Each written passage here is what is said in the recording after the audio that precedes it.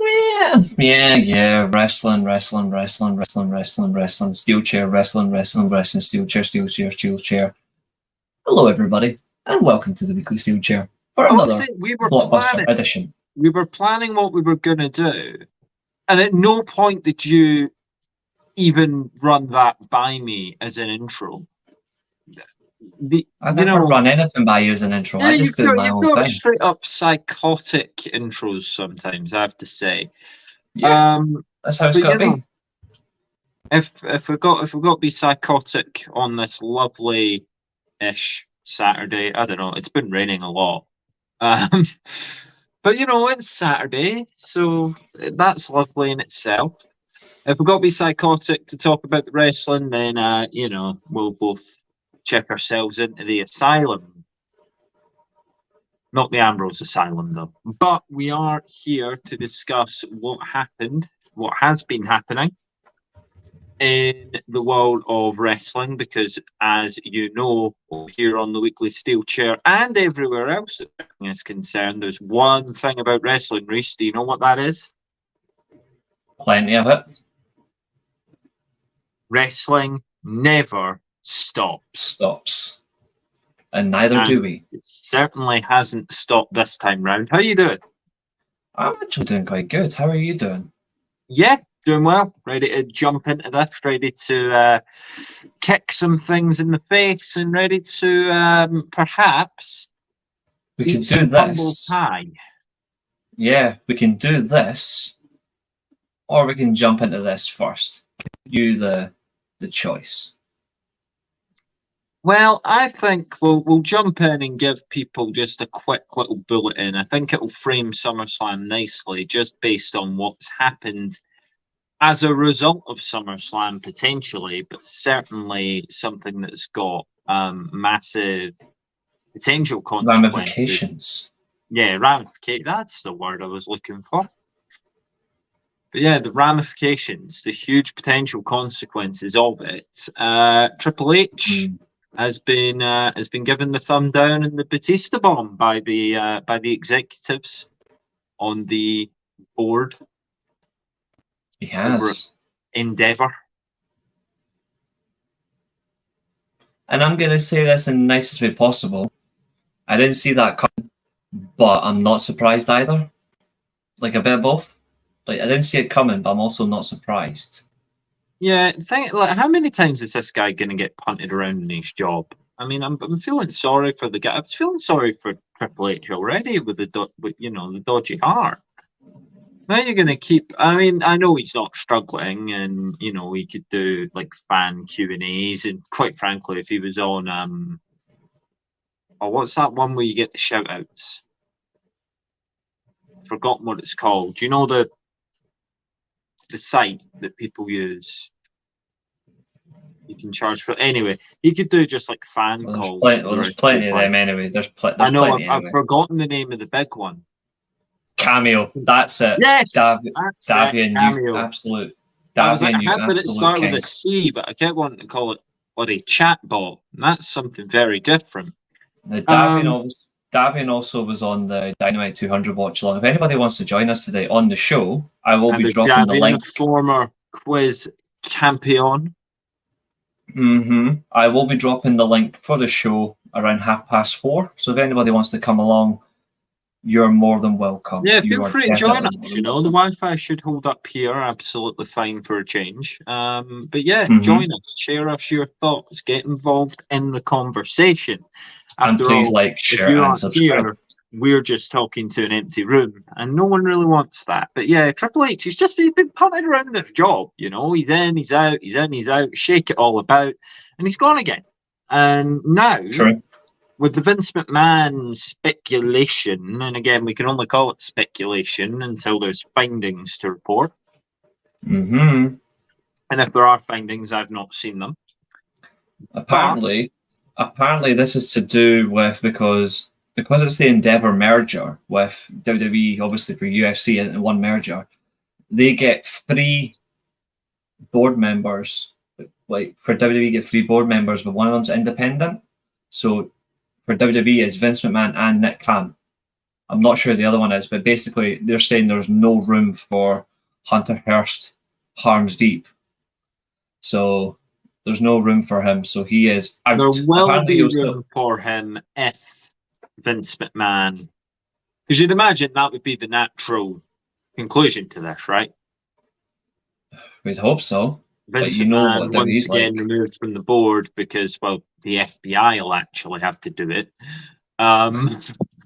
And then, you know, Triple H's spot is right back there. But at this point, if Triple H, you're like, do I really want to? Because, I mean, he'll weasel his way back and I'll be on the sidelines again. And again, it's not like a financial thing. I'm sure he doesn't mind the lack of board position. I'm sure he's enjoying having enough input on the shows, which, of course, we've got plenty to discuss there with what's been happening. But, yeah, I don't know. This is murky business to me because it could open up the idea, and I floated it to you, Great comment. This is a slow takeover from Endeavour. Yes, it is. Danny, who's also in the chat, who said Austin316 says, I've just entered the weekly Steelchair, and obviously Eddie as well left a comment. Eddie's Football Waffle, good lad.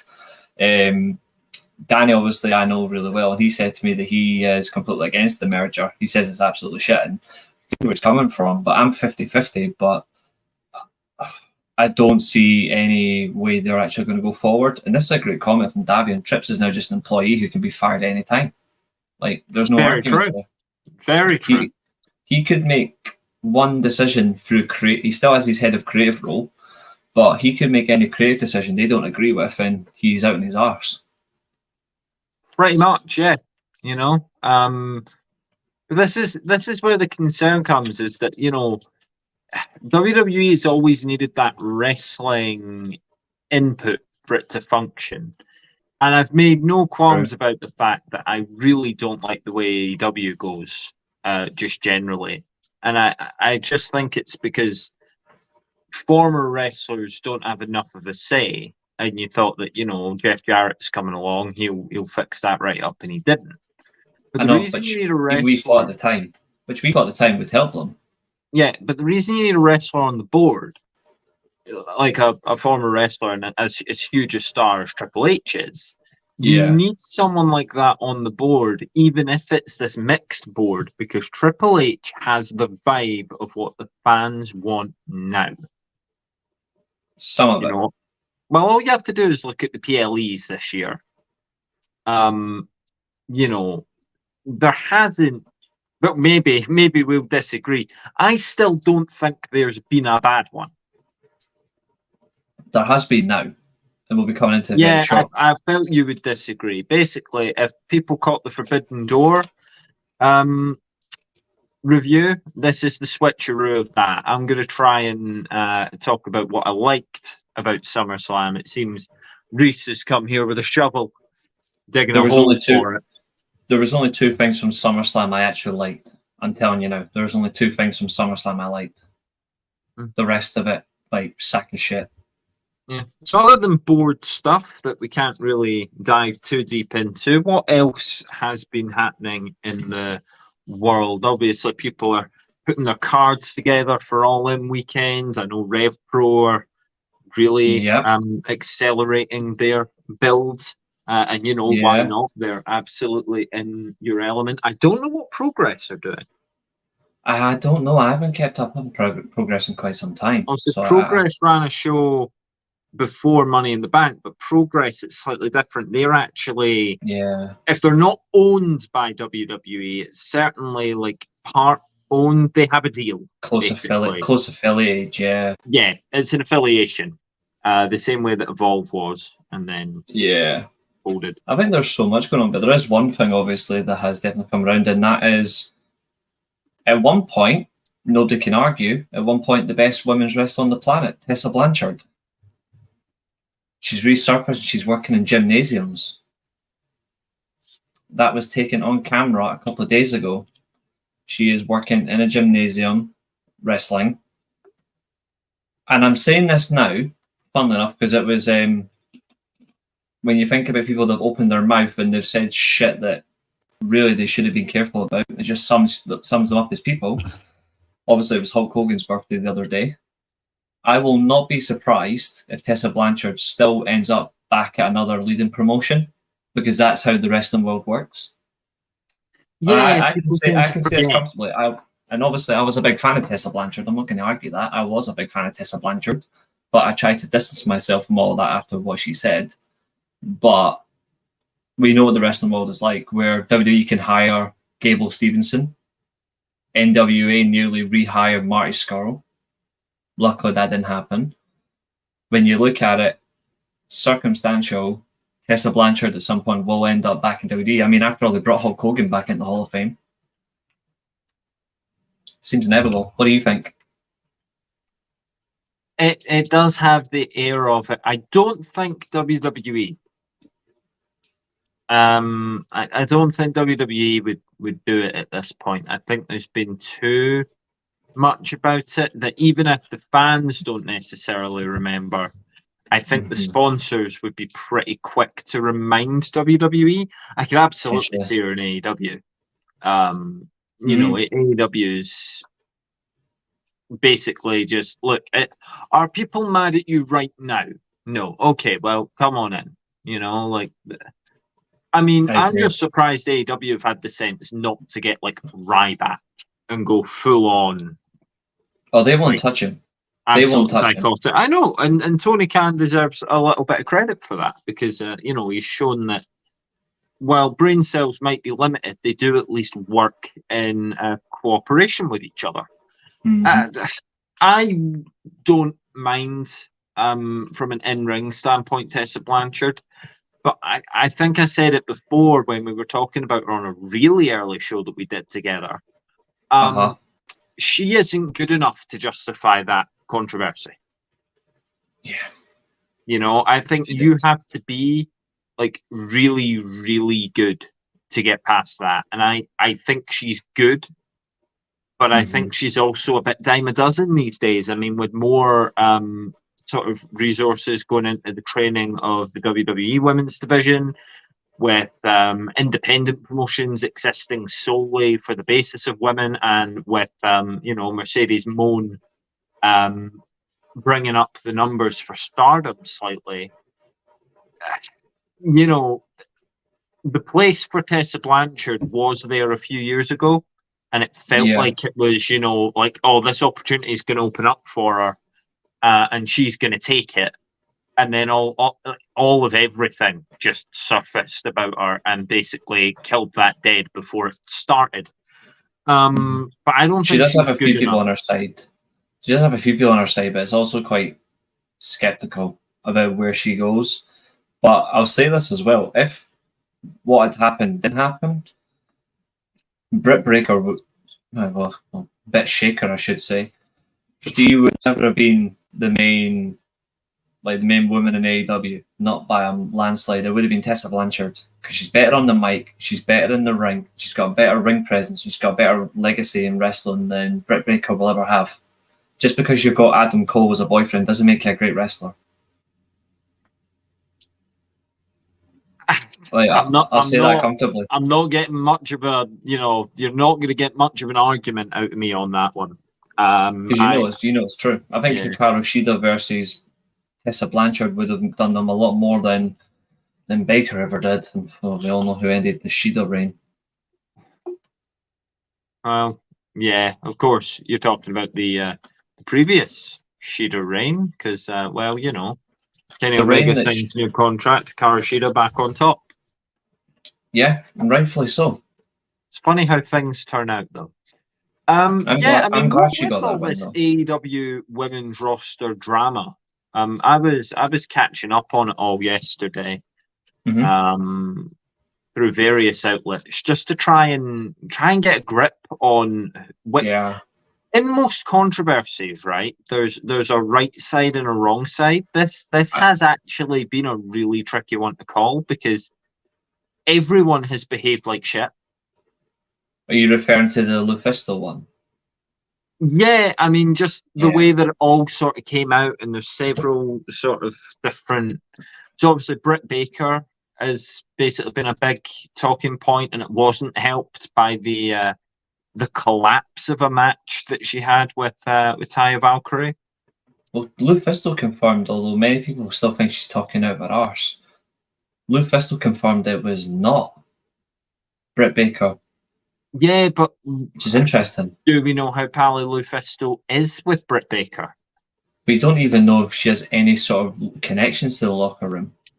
Like, we know It's she the was reason there, that but it was we not as can even much. talk about Lufisto, Britt Baker. You know, did Britt Baker go to Tony and say, "Hey, there's this one. You know, you could help her out. She's a good pal of mine." Because we Yep. all know that in all walks of life, it's not what you know, it's who you know. Always And the case. What's up, as I Justin? read more of this, I was just like, okay, this is really quite cliquey and uncomfortable. Yeah. You know, like it's really because you had the people that were hazing Thunder Rosa, you had the people that were defending Thunder Rosa from the people that were trying to hate her.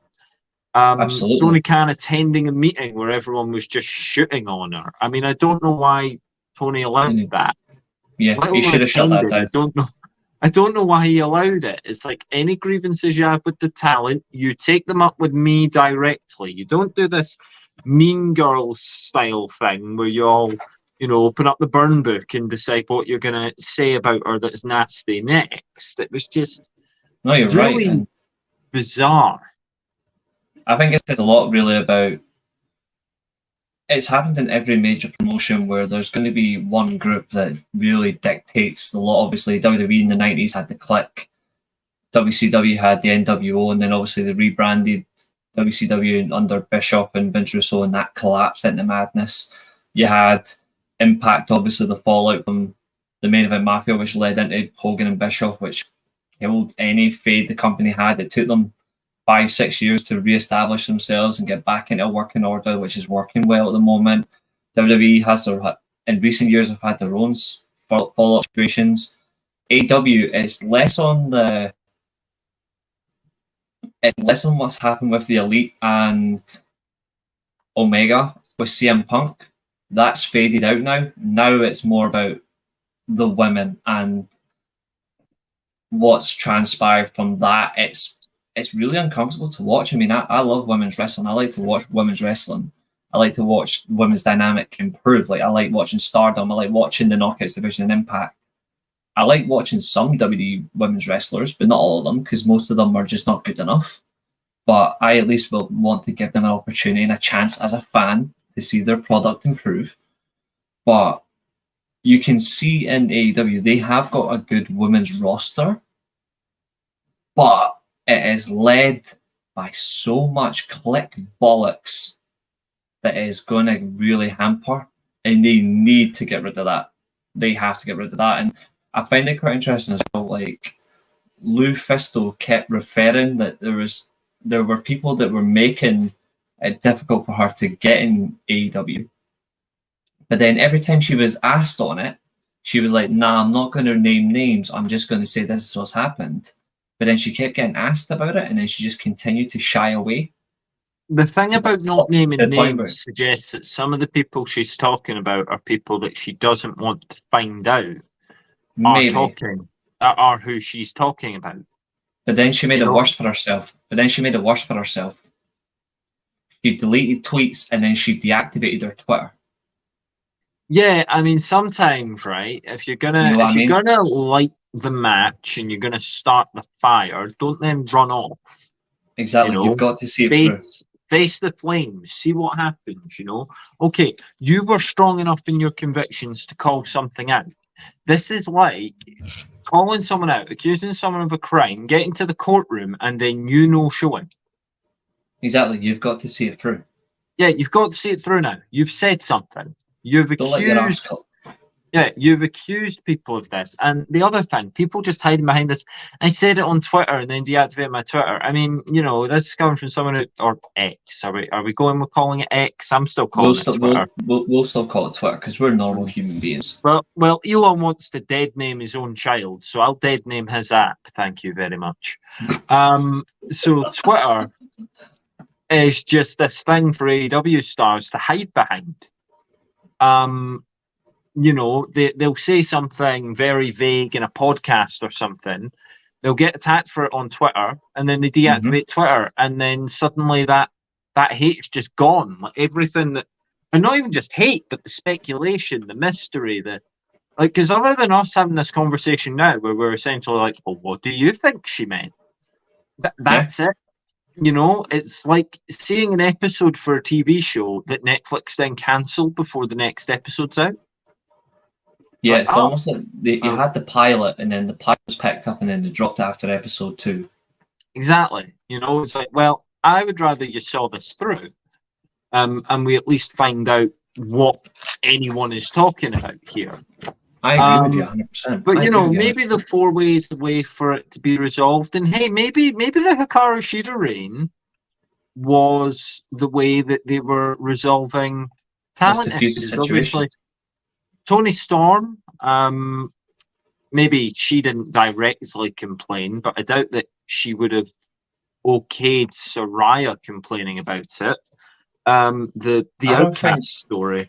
I'll say this though, I don't think, when you look at who you can immediately rule out, there are obvious names we can definitely rule out on this. Like I think you can rule out Sky Blue, because Sky Blue has not been on the roster long enough, nor should be mainly Sky involved. Blue like 19 years old, maybe 20. I don't think she would. I think she would just be sort of knuckle down, work with a trainer, get on with it.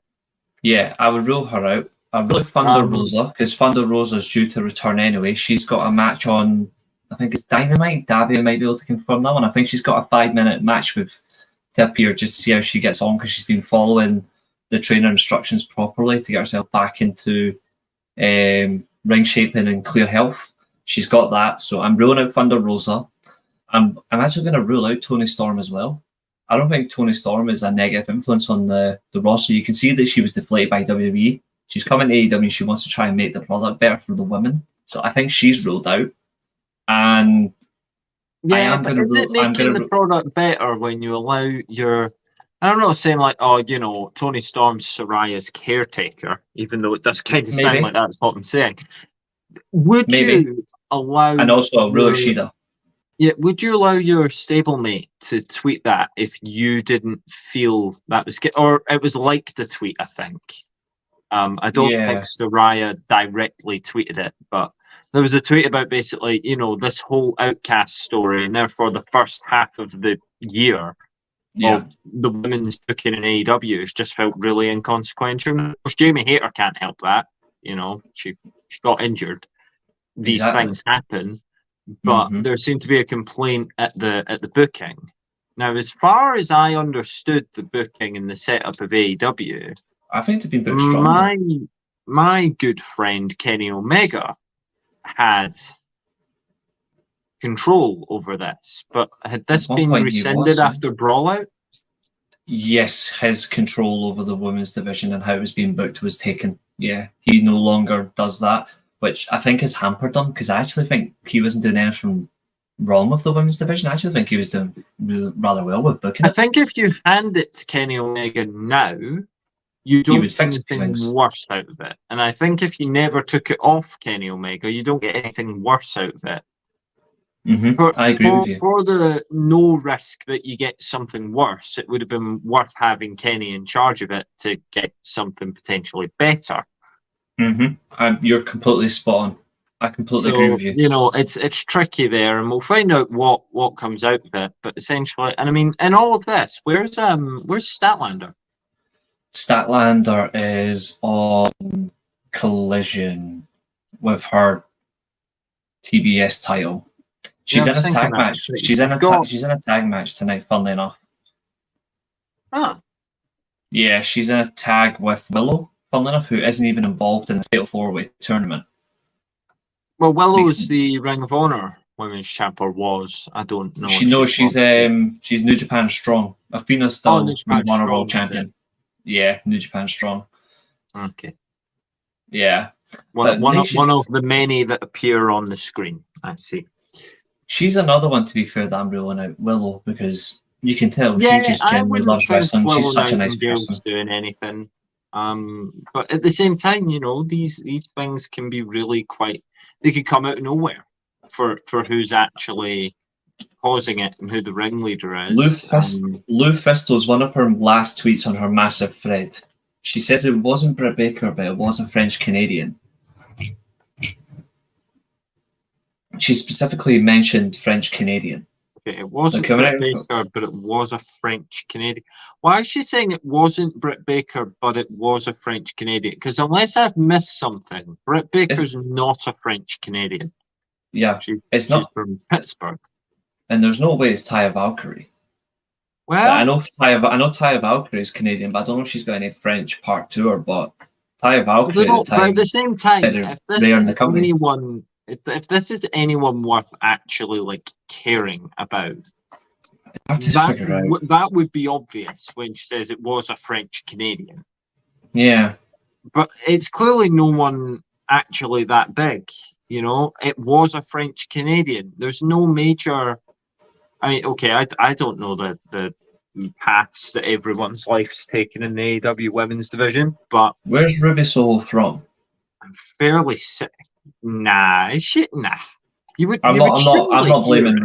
not blaming Ruby Soho. I'm just saying, like, where's she from? I'm actually gonna double check because I haven't got a clue. no idea, but I would guess somewhere Midwest. Well, it says she's American. Okay. Where exactly are you from? Well, she's from Michigan. She's from Michigan. I'll take that. Somewhere Midwest, yeah. Yeah. I just wonder who, because you can't just specifically say, "Oh, it's a French Canadian," but then not have balls to go and say it.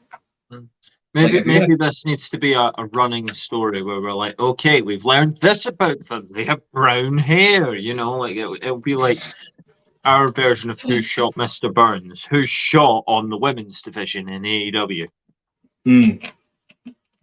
That works for me. But yeah, so that's the major update, and now we've got some major heat. Reece wants to dole out on a certain company for a certain show that happened at the weekend. Reece, you were not impressed by SummerSlam, were you? I'm sorry, but no, it wasn't. I just wasn't. Like, some of it made no sense, some of it dragged, and some of it just had no.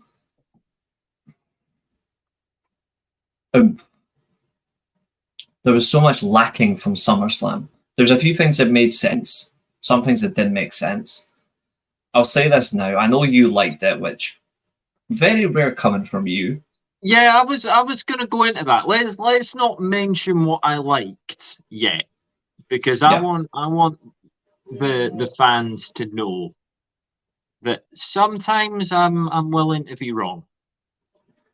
Yes. I'm going to say this now. I did enjoy that opening match between Logan Paul and Ricochet. It had a lot to it. There was some good spots in there. I'll give them that. I felt like they tried a bit too many filler spots and they couldn't capitalize. Absolutely disgusting to miss the 6:30, by the way. Yes. They had too many attempts at filler spots and they couldn't capitalize on it. And then to end it with it felt weird that they had to use brass knucks when he's already got a plated wrist and a plated hand. It feels weird. I thought it was weird to do that after he missed the 6:30. Yeah, I feel like that just did not help I feel like that was the sell of it. There's not enough there. Got some comments in already, like Danny, who was actually on the watch along with me since SummerSlam, had me almost falling asleep. I nearly fell asleep during that main event. Don't worry, I'll be slaughtering that piece of shit. SummerSlam was disappointing in my opinion. Seth versus Finn was the best match there. You're not wrong, mate. But I'll say this as well, and I'll be honest. Bar a certain person who always calls her matches because she can't wrestle, that triple threat was actually good. I'll give it credit. That triple threat was actually good, bar the spot calling. Yeah, I feel like the triple threat overstayed its welcome. But if you restructured the card, would it have overstayed its welcome? It fit, and it shouldn't. And you know, maybe this is more to be said for me in the way that I consume wrestling. You put out it felt like it was in the way. Yeah, I agree. So when it just wouldn't go home, I imagine like outside of that context, it was a perfectly good match, but it just felt like it was in the way for me. Mm-hmm. Probably my least favorite match of the night, just because I wanted this show, and I don't mean it like this is agony. I want it to end, but I'm just like, you want it to work. Yeah, it's You like, wanted it to please, work. it's SummerSlam. I understand this is a big event for you, but Yeah. how are we trending back towards the 4 hour shows? That Like, should have been 3.5 hours max. yeah, I mean, cut something, you know? Yeah, I would have cut that battle royal. I don't care. I've said it to a few people, and I said it on the watch along that they chose sponsorship over product. They chose sponsorship over product Yeah, but because at there's least they get the no. right man to win. Yeah, true. And speaking of right man, obviously we'll be talking about your favorite luchador soon winning the US title because I want to bring that up. Again, WWE have fumbled on that. WWE have fumbled. Thank you very much. No disrespect to Rey Mysterio, but he should not have. He should not have won that. I think even you'll agree, even though you're a big Rey Mysterio fan, it shouldn't have been Mysterio winning that US title. I want to say this, but I'll No, get your opinion. I actually think Rey Mysterio winning the US title was a smart decision. I Why? felt I felt that Santos was going to beat Theory anyway because, and it kind of sucks to say, I think we've seen the limit to Austin Theory's powers at the moment. Austin's powers, you could say. I think we've seen the limit. Because I think that me and you title, are both suffering from him. I think we're both suffering because we've that defended title him was and doing another nothing man. around his waist other than being a thing that he could point to and go, "I'm US champion." He didn't do anything. He beat John Cena and still didn't do anything. He Like, warned him. He warned you him. know, Remember that? We spoke about it. He warned yeah, him but it's saying, just like "Doesn't matter." do something interesting. Logan Paul's literally come in, stolen his gimmick, and done it better. You know what could have happened, and this is the thing that really bizarrely pointed out, is I said, I spoke to you about it, and I was like, they're doing this battle royal, but they've not announced a US title match. Why not just make Theory defend the US title inside the battle royal? You still get the sponsorship of Slim Jim, that's fine, but make it a Slim Jim US title battle royal. I mean, they made Cody Rhodes defend the IC title on Raw in the battle royal once. Why not just have Theory defend the title in a battle royal? I guess More the only reason not to do that is because they already had the match penciled in for last night.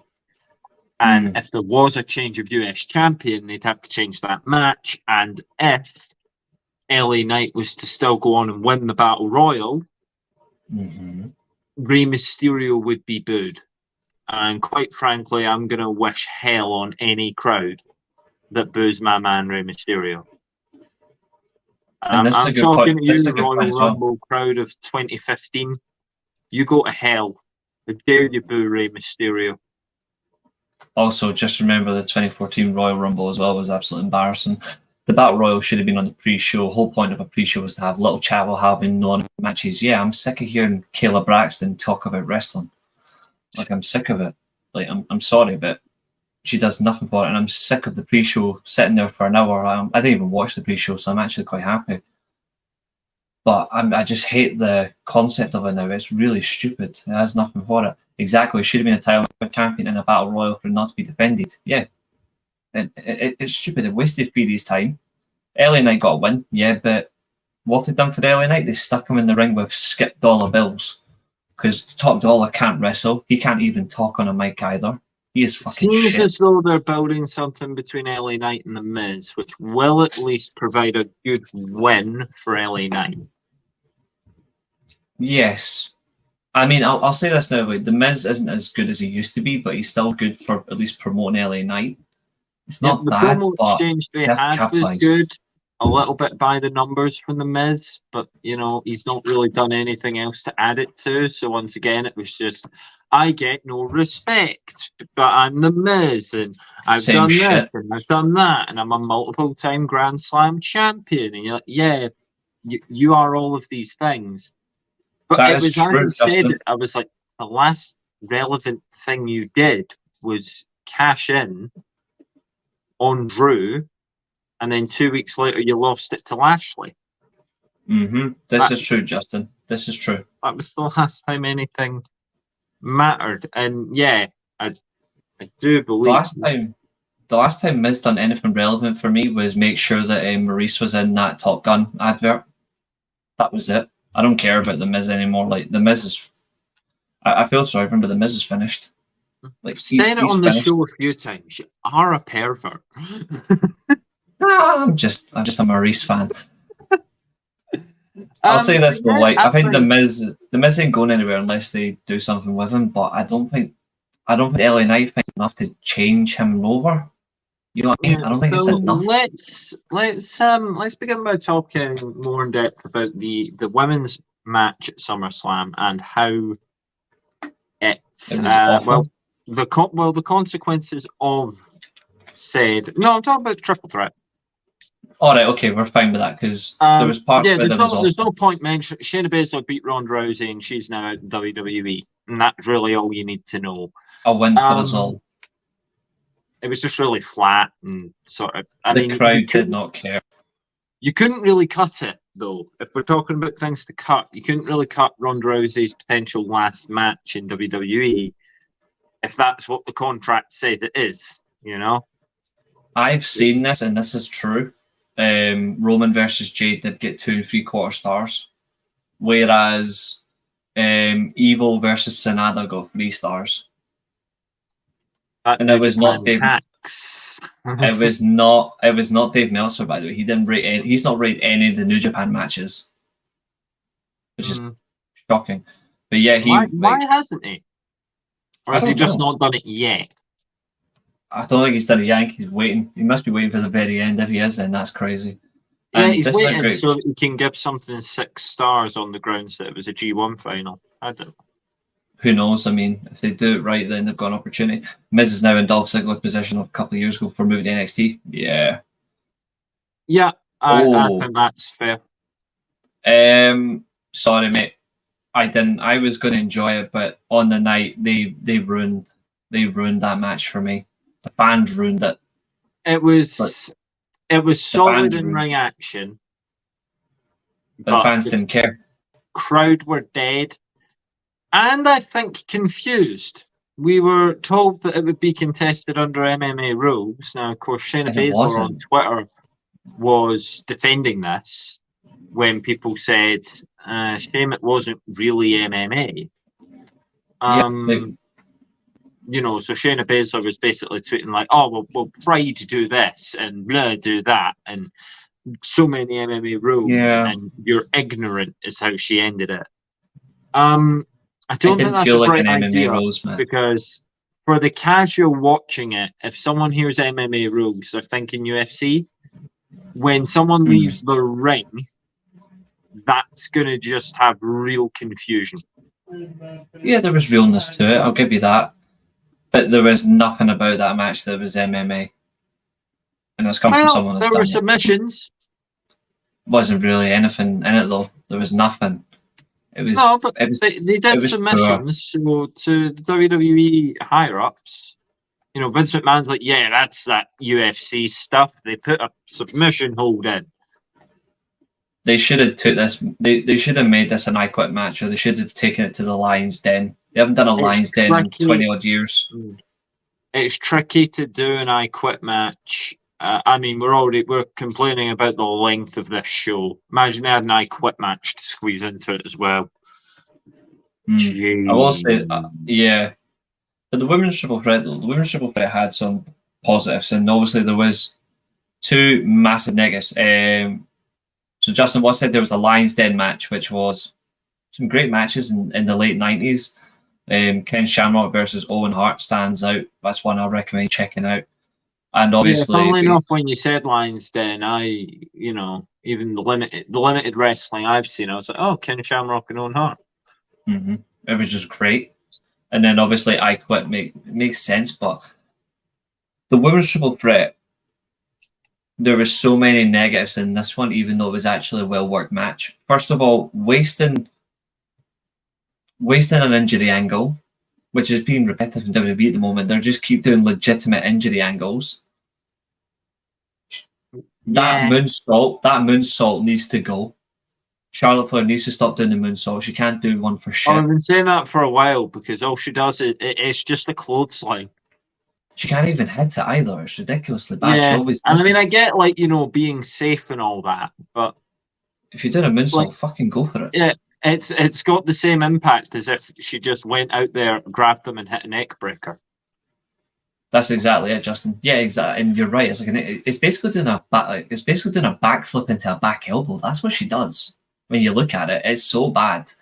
And the other thing as well is I'm sick of hearing her call her matches. Like, she is dragging an experienced veteran in under your Asuka. skin. This. I hate that. Like, how dare she order Asuka around, who's a superior talent than her in every shape and form? Ordering her to move. Charlotte's got her spots that she needs to get in. She needs to fuck off and retire. And Andrade needs to kick her to the curb. Anyway, so you're talking about that injury angle. It looked like Bianca Belair was being helped to the back. Mm-hmm. I was thinking, yep, my prediction's looking good here. I was on for the perfect still. You were doing well up until that point. And Asuka and Charlotte had some fairly tidy action, even if it was a little loud in terms of spot calling. Tidy enough action. Couldn't really complain about it.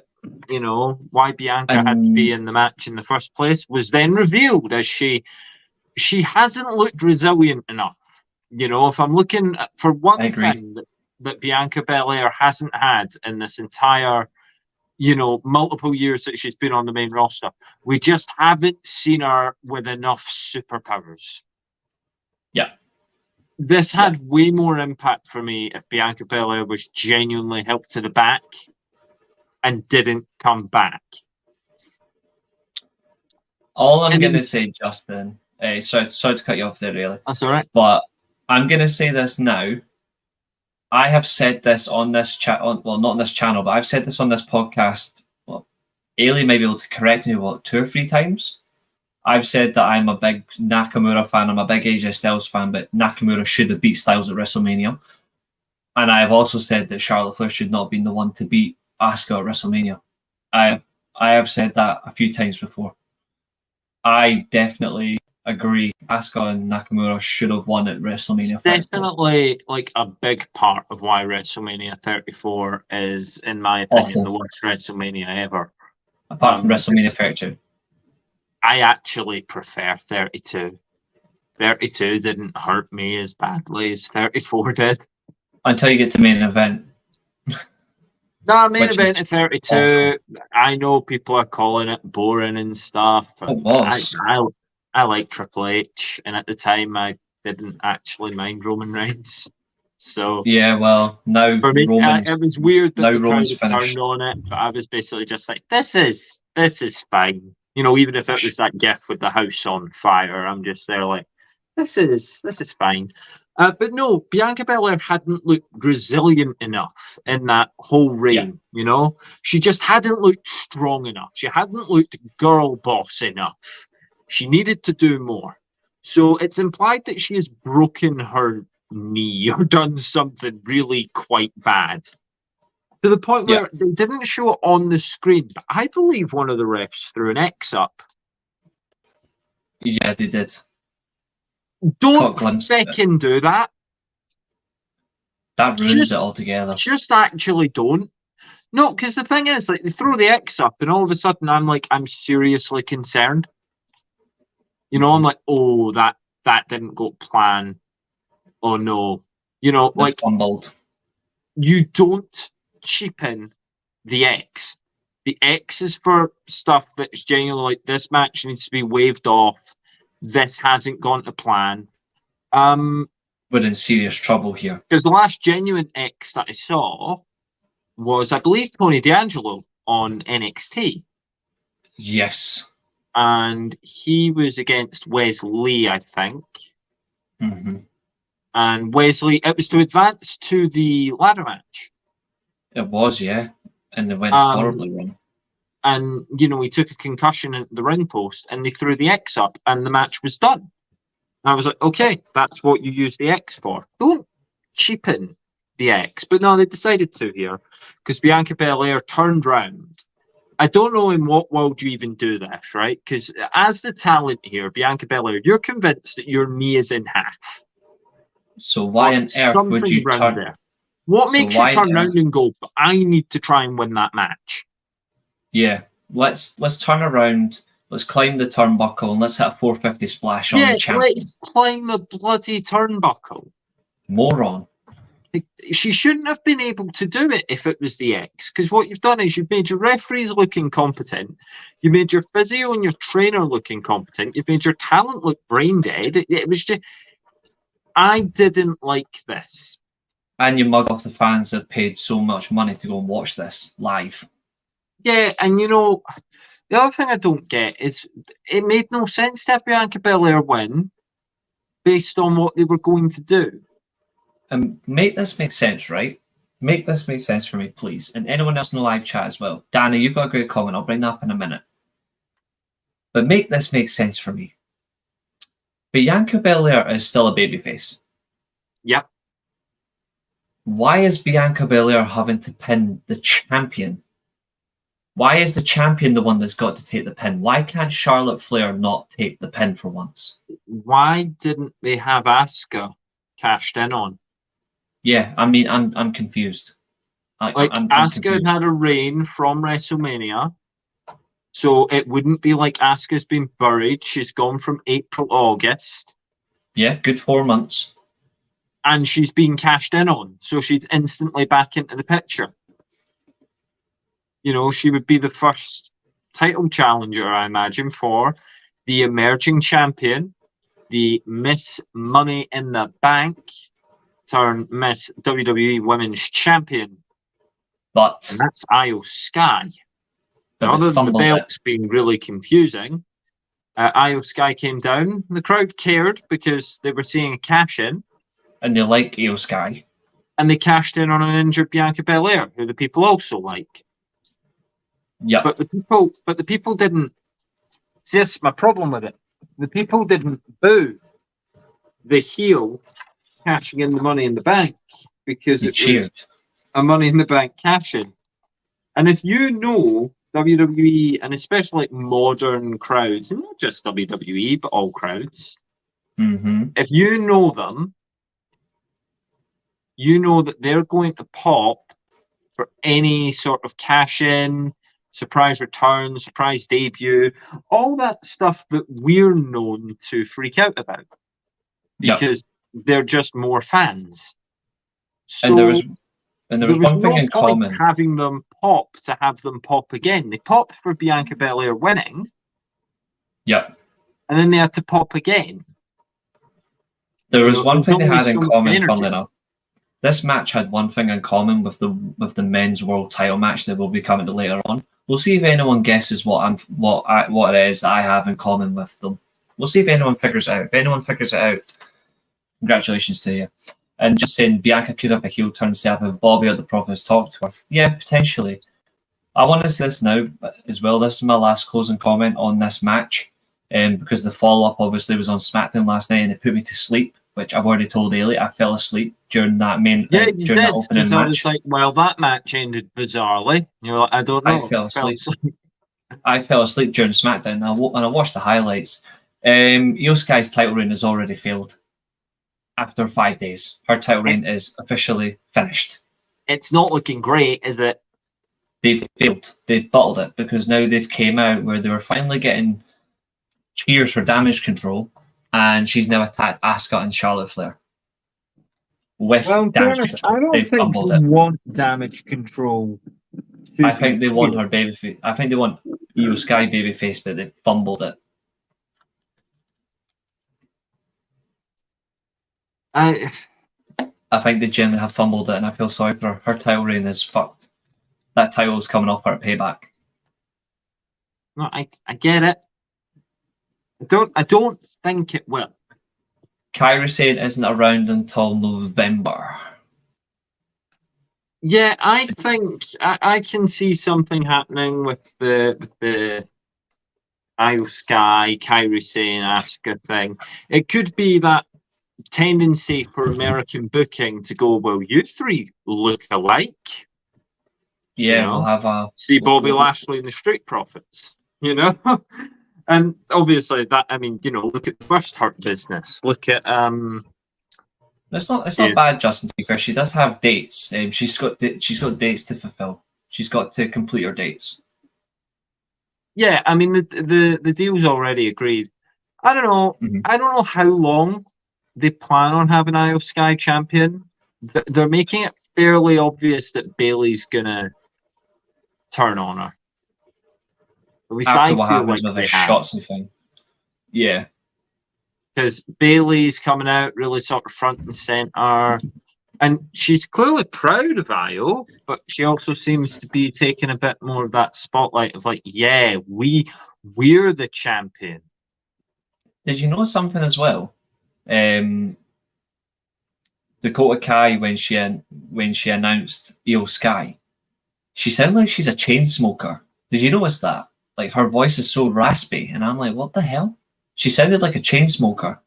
Maybe it's part of the gimmick. I don't know, but it sounded awful. It sounded awful. Well, maybe she's been unwell, you know. There's been some COVID cases on the rise. Maybe. But yeah, I found It it just a sounded weird weird. decision to keep asking the crowd to pop. You know, I say it about AEW. This was getting a bit like that for WWE during SummerSlam. You know, I was like, give the crowd a minute, for God's sake. They're not particularly loud right now, you know, but Yeah, this isn't a wrestling hotbed. You're doing it in Detroit. I don't know what you're expecting. it never recovered. Like it did not No, recover at all. it didn't. It didn't recover for the tribal court. But first, it is time for me to unfortunately say something. Yeah, you definitely do, and I'd like you to explain. Was it the third or fourth match on the card? I think it was third. Yes. So third match on the card because it was weird. They did they did all the non-title matches and then started with the title matches and they did all the title matches. Is that the best way to order it? I don't know, but that's what they went with. I didn't like that order. Well, they should have mixed up the title matches with the non-title stipulations. Yeah, just to get matches that felt a bit different. I understand that. Yeah. So we'd seen Logan Paul and Ricochet, Which was a good opener, apart from the spot calling and the filler spots, I should say. There wasn't any spot calling, but there was a few we've things in there that seen went our wrong. MMA rules for the evening. Yep. I want you And so to. far, you know, I'm settled into my seat. I've think I've eaten a cookie at this point. I'm feeling good, you know. Yep. And then my favorite human being in the world, he appears. Yeah, and I'm gonna be back in a minute because I need to do one thing, which is back and break. But I'm gonna Oh, let so you you're discuss leaving me this to one. justify this without you even being there? No, I'll be back in a minute. Okay. But I'm gonna make you explain to me how this match was good when it was a fucking disgrace at the Okay. end. So The people, ending was a disgrace. you've been following. I'll let you go and sort what you need to sort. I will be entertain. 2 minutes. I will be I two will minutes. entertain the people here. So, if you followed the Odyssey with me and Brock Lesnar, and it has been an absolute Odyssey, you know, we've crossed the plains of Africa, we've voyaged through the Great Barrier Reef, we've been everywhere, climbed Kilimanjaro the lot. I loathe Brock Lesnar's presence in wrestling. I've made absolutely no secret of the fact that I loathe Brock Lesnar's presence in wrestling. So we're two matches deep on the card. Here comes Cody Rhodes versus Brock Lesnar. Now, a good sign, of course, for Cody Rhodes. The crowd were still absolutely crazy for him. Crazy for the woe, and that's really what we're testing it for at the moment. So, yeah, all good there. Brock Lesnar comes out. The commentary obviously fawn over him, and you're like, yep, okay, that's all good. And I'm thinking, okay, 7 minutes, standard sort of affair, and Cody's going to win somehow.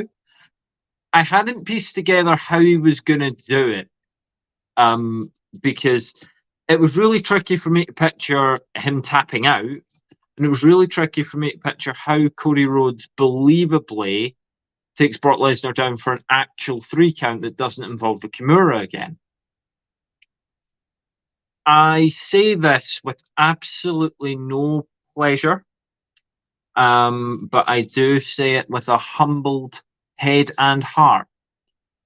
Cody Rhodes versus Brock Lesnar is one of my match of the year contenders. I thought it was absolutely fucking perfect. For what it needed to be, I thought Cody Rhodes versus Brock Lesnar was a perfect wrestling match. I thought it paid off every major part of that feud. It got me out of my seat genuinely a couple of times on 9 counts. Like the simple stuff. Brock Lesnar and Cody Rhodes did the simple stuff absolutely perfectly. And, you know, people have ragged on the stairs being used. People have ragged on the table being used. I'm okay with that. I could actually see past it. I could see it as the sort of thing where, you know, if this match was announced as no DQ, I wouldn't mind the exact level of what they did. This match wasn't announced as no DQ. They did something that should have probably resulted in the disqualification, but it didn't, and I liked that. I loved the count-out spots. It was Absolutely awful, loved but them. it was awful, And mate.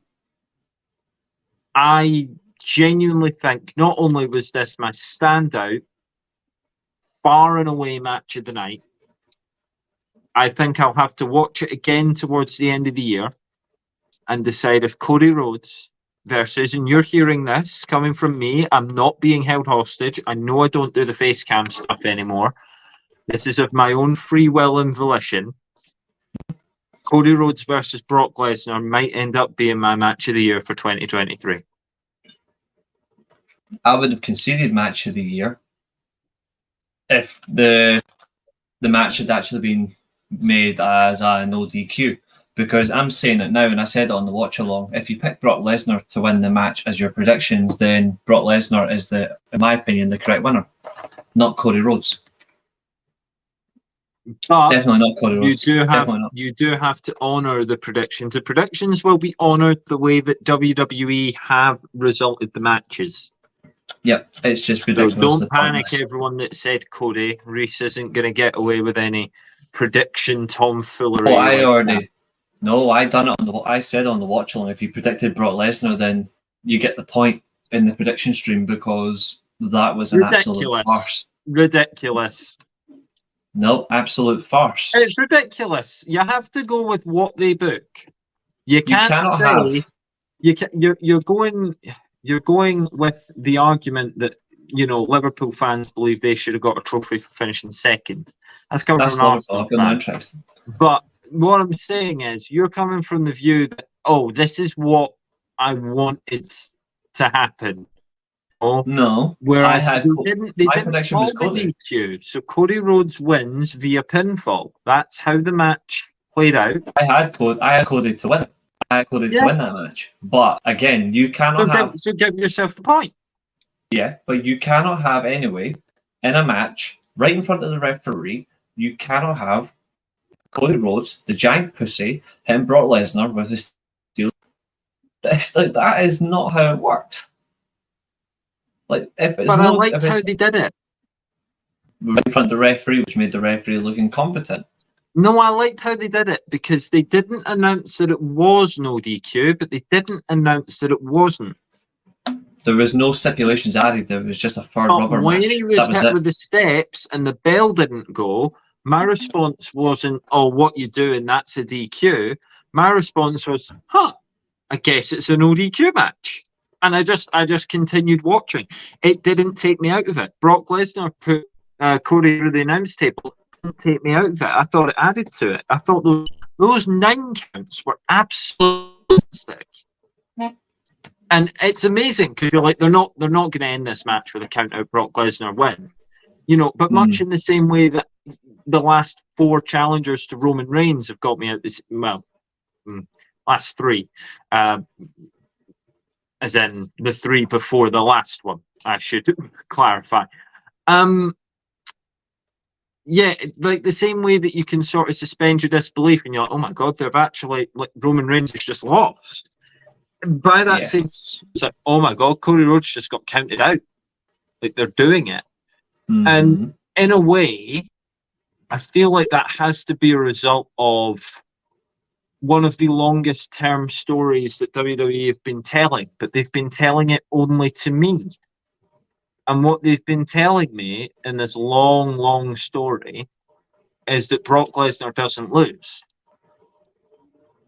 Brock Lesnar doesn't lose. Because Brock Lesnar has that aura of Brock Lesnar doesn't lose, I thought he'd won every single time.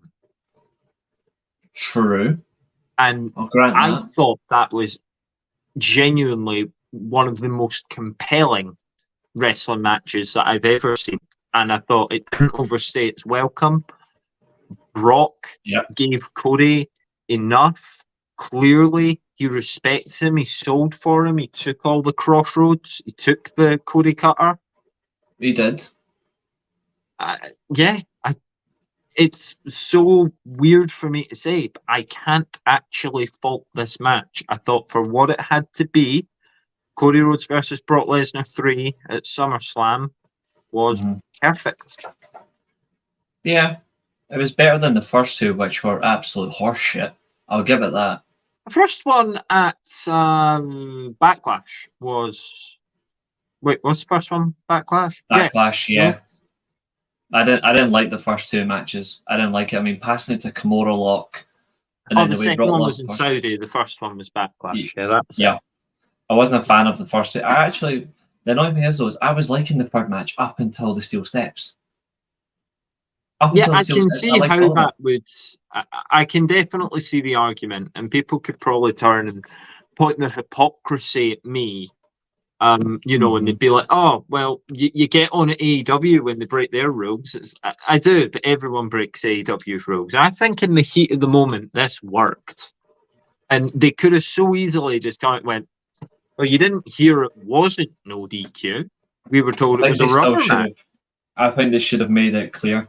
Personally, in my opinion, I think it would be different if they turned to like thumbtacks and glass and fire. This was one hit with the steel steps. The same way that you would, I don't know, hit a bear with a hammer. Like anything to just give you a little bit of time. Yeah, and that's fine. I still think at least they could have been logical and at least have explained, well, it isn't just a rubber match. It is actually no disqualification. I'd be like, that's fine. That's not a problem. It makes sense. I'm like, that's cool. I've got no issue with that. I thought the match wasn't terrible. I just thought the way that was, it just hampered it. But it wasn't the worst match on the night. I will grant it that. The worst match on the night was the main event. Yeah, I mean, with that, shall we get into this one? Tribal Combat. We were told no interference. We were told no member of the family can get involved. What happened to that? Yeah, make it make sense for the worst match of the night. Apparently, is cinema. Is it fuck? Well, the thing is, right, every one of the twists and turns in this story recently, again, out my seat. It's failing. Emotions on edge. I have really enjoyed this feud recently, but your reaction to anything in wrestling shouldn't be nonsense. But that's the exact word that I said when the hood and the mask revealed Jimmy Uso as the man that attacked Jey Uso. It was Clash of the Champions, Clash of the Castle, all over again for exactly how the match ended. If you think about it. That's true. Carbon copy.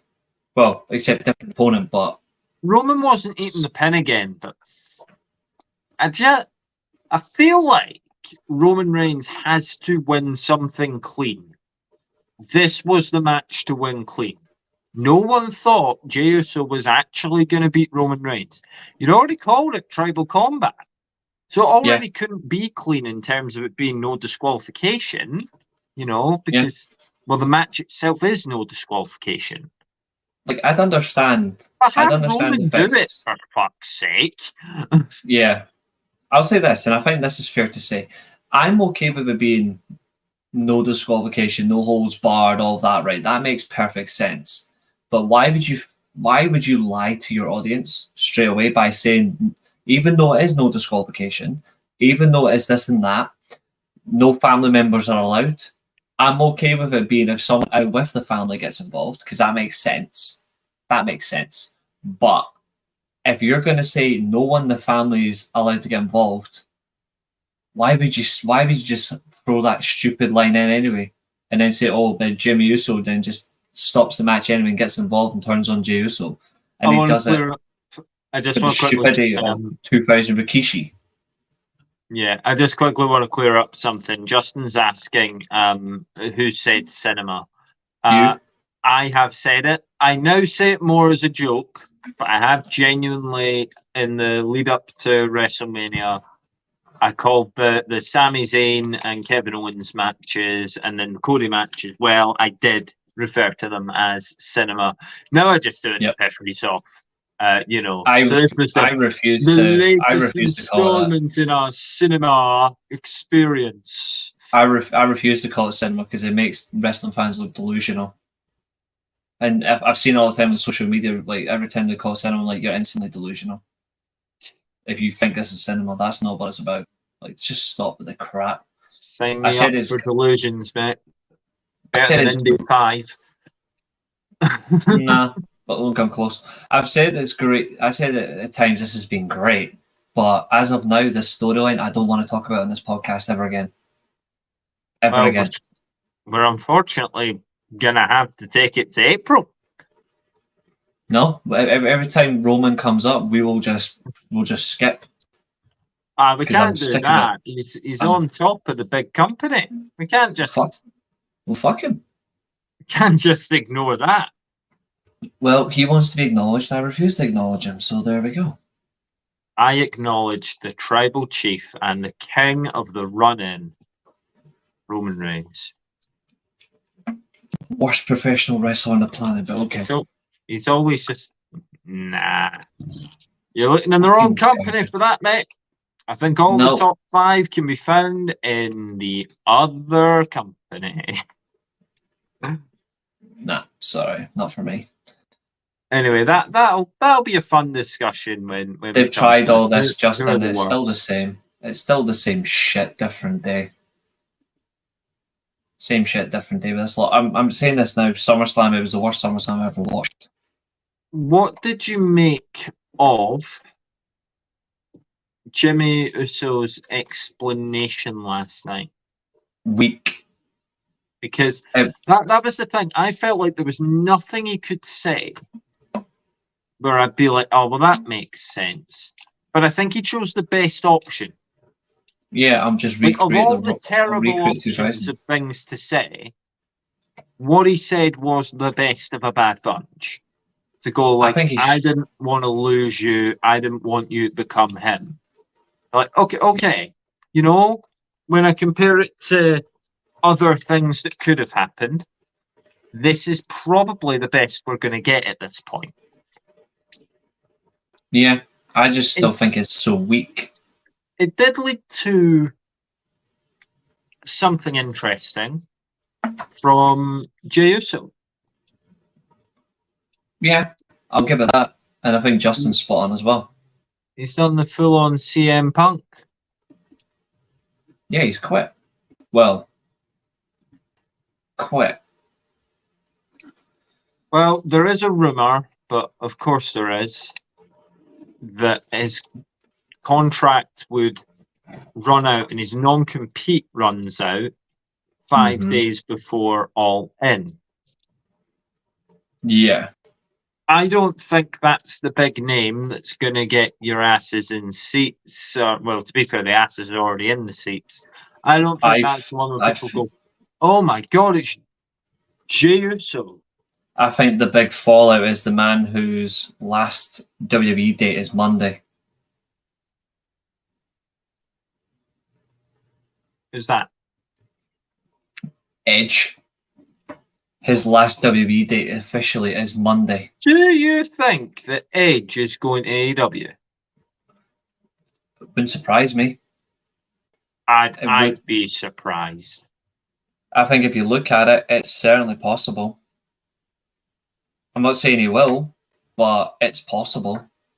I'd be really surprised. I think Edge's just going to sign a Legends deal, surely. His promo on SmackDown for me just sums up that he isn't done. But I think it's like he is trying everything he can to make sure that the poor creative doesn't stop him. I thought that promo on SmackDown was rubbish. Like it didn't have to be good, but it was so predictable what he was gonna say. I think he desperately wants that last run with Christian. What about you, two humble old timers scrapping it up? And Sheamus's line at the end was so fucking cringy. Vince has to have written that. Vince or Triple H that shot of whiskey for a pint of Guinness, you got yourself a deal. Like, oh my god, what is Sheamus now? Sorry. Both of them are just as bad creative, so it's one of the two. Until people realise that, then it can help them. Yep. Frick. I do think it's his last run. Like, I do think he is preparing for, like, I think as much as he loves WWE, I think Edge desperately wants that last run with Christian before he retires. Whether it be against him or in a team, I think he really wants it. What is there to do? What actually is there for him to do with Christian? One last match against each other. You have the run, you have the build-up, and it just leads towards it. I think he certainly could. But again, it depends, really. I think he still wants it, though. You know what I mean? Like, you can tell he desperately misses working with him. If he was still in WWE, you would have had one last tag title run between the two of them, I think. Oh, absolutely. I think he desperately wants him. I think he desperately does. I think he misses him too much. And you know, in wrestling, certain things last forever, and his relationship with Christian will carry on that way. And I do think he does miss working with him to the point that he really wants. So he wants one last run to do stupid shit and get more hurt. It won't be stupid shit. Not the two of them. Everyone's done stupid shit in AEW. I think they would ensure that he wouldn't have that. They all say it. They all say, "Oh, but not him. He won't do the stupid shit." He's one of them that I would be actually confident in. I'm sure of that. But then again, it depends on what they do. It depends on what they do. But I'll say this now. I can't see Edge leaving WWE. His last date, though, is officially Monday. Officially Monday. His last match as a contracted wrestler is Monday. Yeah, so it'll be a Legends deal. It'll be the thing Goldberg had. You know, you can have like 2 matches a year. You should never have got one anyway. Well, yeah, but if we're talking about like the model of the deal, you want a Goldberg style one, not a Sting style one. Well, they robbed Sting. Well, Sting was just his merch. Sting didn't get a performing contract. Because Goldberg had a Legends performer contract. Giving him Goldberg just got a year. Goldberg just got a year next, and we'll give you another couple of world title runs that you don't deserve run. That's what he got. Ridiculously bad. But I'll say this now, like, yes, I'll give them credit. Yes, they made a lot of money. Yes, they got all these X amount of views and stuff, but it was not the best SummerSlam I've ever watched. It's up there with the worst. Like, you were saying it's the worst main event that you've seen. Yeah. It dragged too long for me. It did not feed enough, and it completely killed the whole Bloodline storyline for me. I've never been much of a Bloodline story fan anyway. Like I've said that, I've been honest about know it. That. But this, for me, screams desperation.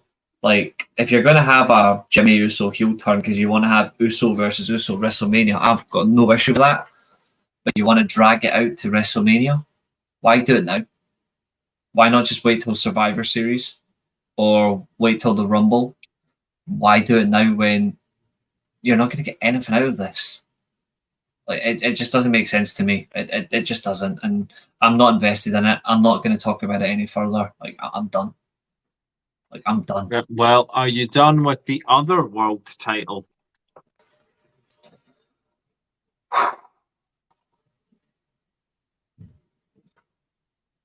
Not yet. No, not yet. I thought this was good. I thought it was a great match. Many people have called this their match of the night. It was for me. I disagree, but I'm not saying any more nice things about Brock Lesnar. So we continue. I thought this match was really good. But it was what I expected it to be. You know, you had Seth Rollins and Finn Balor. Like, of course, it was going to be good. They got the time this time that they didn't get Money in the Bank. Yeah, yep, certainly a bit longer. Maybe Which is a all I bit asked too for. dramatic, feeding in too much to this Judgment Day implosion. Yep,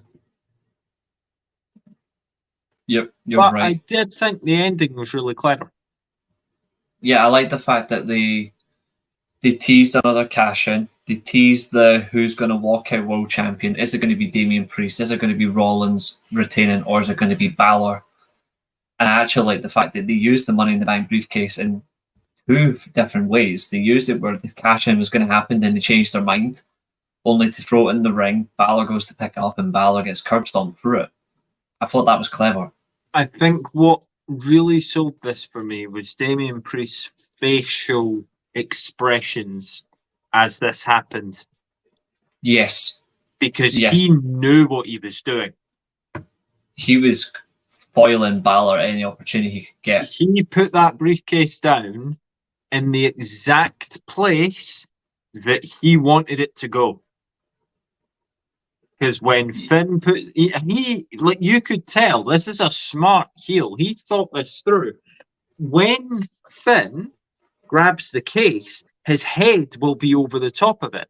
Seth can curb stomp him, because if Damian Priest didn't want it to go that way, Damian Priest could have distracted the referee. Yeah. And that's another thing as well. It was covering. But this is nobody's put in the live chat, nobody's guessed it yet, but I'm going to say it now. I said that there was something that this match had in common with the women's triple threat. The fans again. The fans were more interested in one thing. Did you figure it out? I mean, every fan at the moment's more interested in LA Knight. True. But did you notice they were all doing the same thing? They kept looking to the entrance ramp instead of the match. Oh, yeah. They were more interested in when was the big goof coming out to the ring. I like Damian Priest, but again, his Money in the Bank presence has distracted it from what was a good match. It was great how it ended. I'm not taking it away. Better had he just accompanied, like, because if this is the way they're going to have it happen, it would have been better having Damian Priest accompany Finn Balor at ringside. But at the same time, I would have had him there the whole time. They'd already burnt that bridge because of what they said on Raw. Because when Finn Balor sat him down and went, "This is my fight, it's my issue, I can personally get it done." Yeah. Part of me just wants a heel stable to be clever. Clearly, Damian Priest is, because it was his scheming that ultimately lost Finn Balor the match. And you'd be like, well, wait, why is that clever? Damian Priest scheming leads to the man in his own stable losing the match. It's like, well, now Finn is a contender. Finn isn't an issue. This is what Damian Priest has wanted. Yeah, he doesn't want Balor anywhere near that world title scene. So do you think it could be building a Priest Balor at Mania? It could be. It could be, and I like this. When These would you comments as have well. Priest cash in?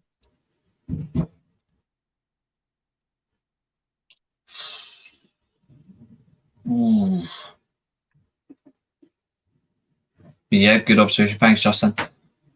I see about your cash in. I think the crazy thing is, I don't think even WWE know.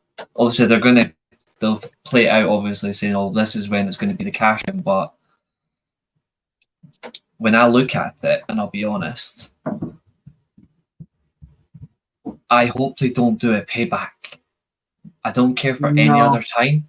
I don't care for any other time. Just please don't do it during Nakamura's match, because that Nakamura heel turn was absolutely fantastic on Raw. That was perfect. Completely shunned the champion. He didn't celebrate with them. He refused to celebrate, and he knocks him out with a Kinshasa. I love that. Yeah, I think. Please don't do it during Payback. I think we could go Royal Rumble. I think they could. I think they might do a Survivor Series.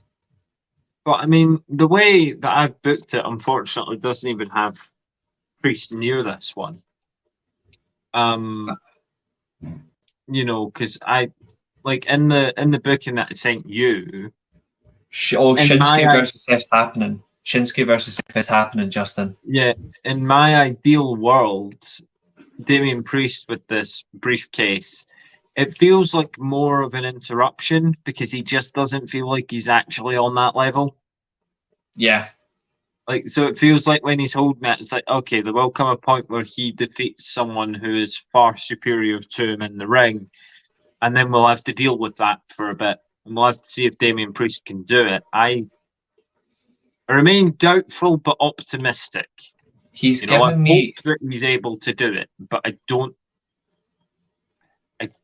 I'm not certain. He's given me Jack Swagger vibes. Even though he's held the briefcase longer. I think he's better than that.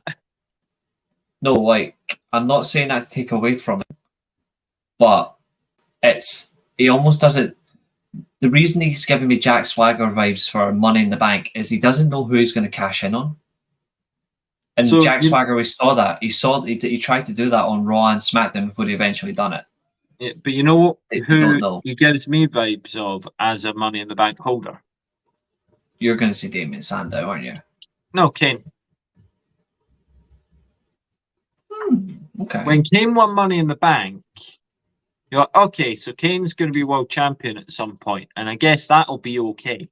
No one, and honestly, let me know, anyone watching in the live chat or in the comments if you're watching the post-production. Do you honestly feel excited for a Damian Priest world title run? No. I'm more intrigued, and as I said, I'm optimistic. I hope he can do it. That doesn't mean I think he can.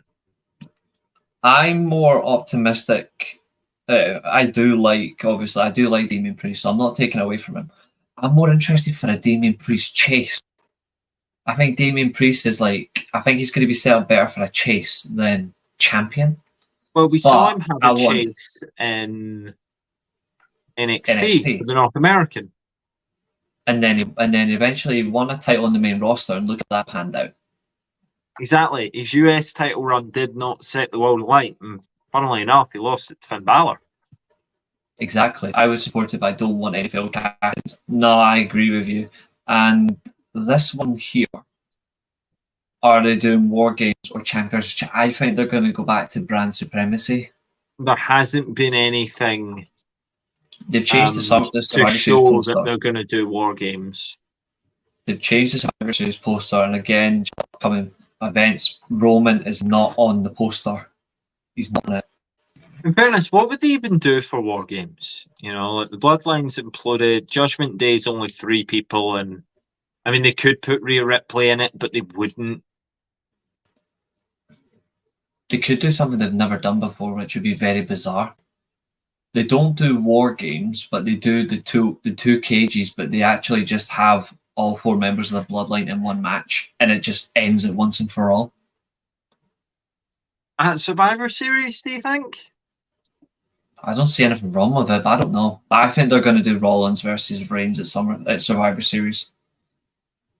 Although I agree with yours, I would have liked to have seen Nakamura versus Reigns, and then we get Nakamura versus Styles versus, well, who is it? You had Rollins in your triple threat? No, you didn't. No, I Sorry, had you Sami had Zayn. Sami Zayn. Sorry, yeah. So, which is not a bad idea. to get people around, like my ideal booking here. Obviously, I've not hidden at all that I think it's a damn shame that Sami Zayn's got nothing to do at the moment because his partner's injured. out. Well, he's injured now as well because his elbow. He's got the same injury as Cena.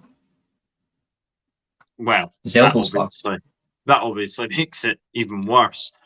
But my idea was to have Nakamura dethrone Rollins at the second attempt.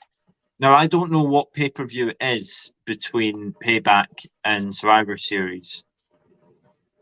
I'll check just now. But actually is one. There is one, yeah, there is one.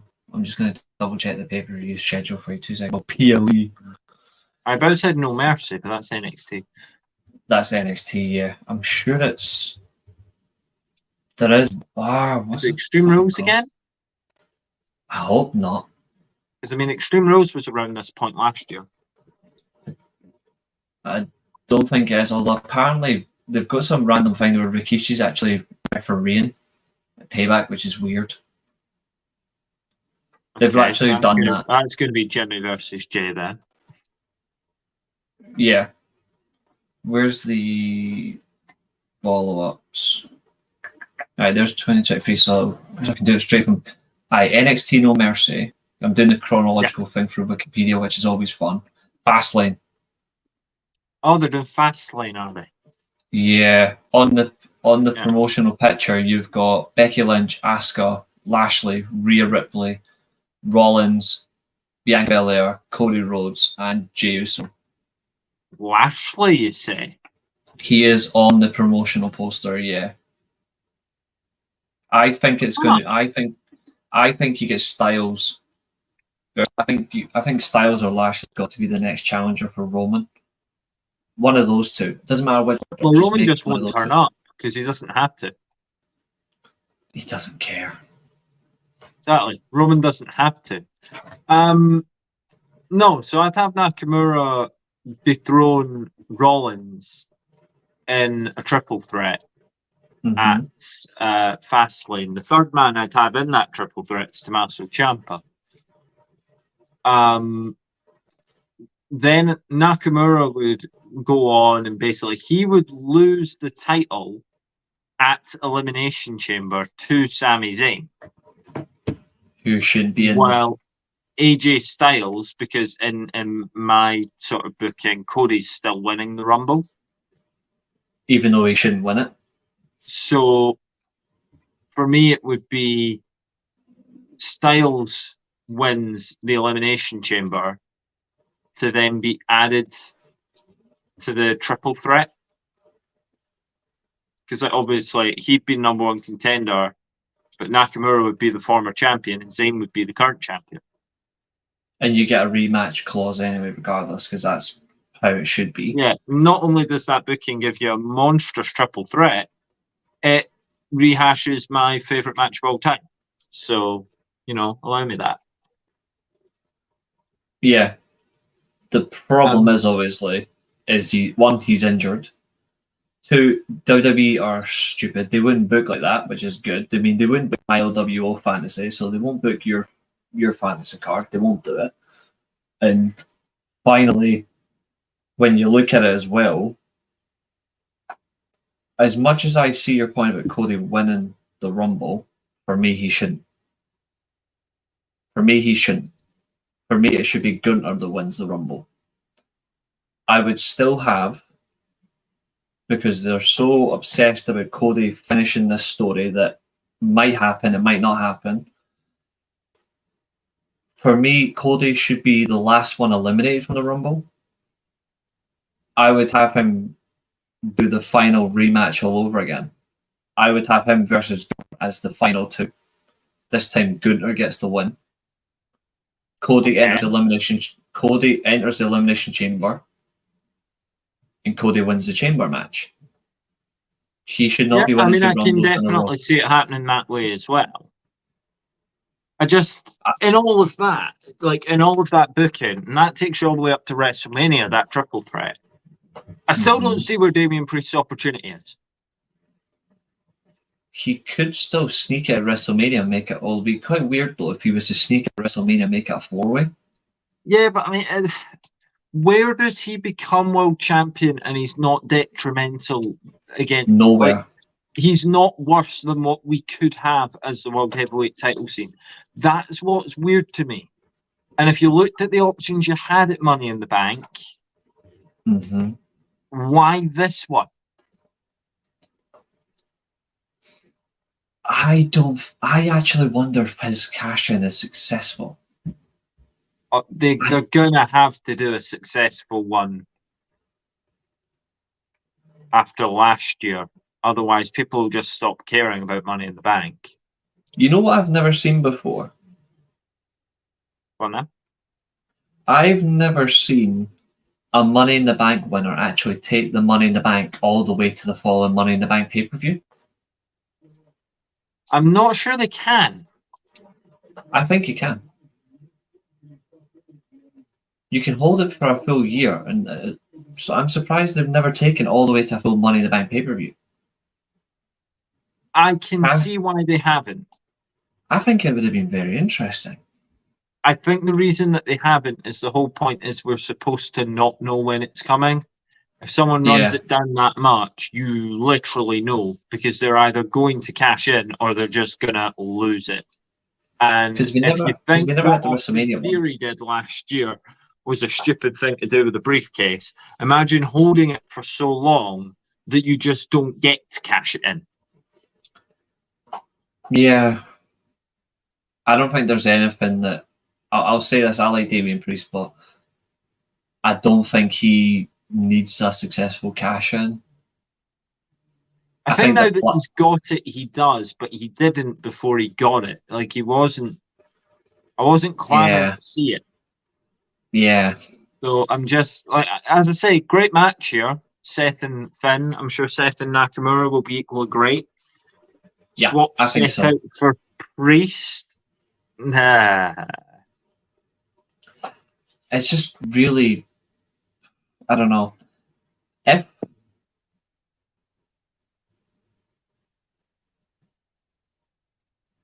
Shinsuke does win it, at least we finally get what we wanted, which was Nakamura's a world champion in WWE, which he should have had a long time ago. WWE fumbled the bag on Nakamura. But it also means we get that, we hope, actually we're not, it's the only way Styles gets involved somehow, but I really want, because we spoke about it during when they announced the world title was coming back, we spoke about that on our show, and we were like, we had Styles as a wild card.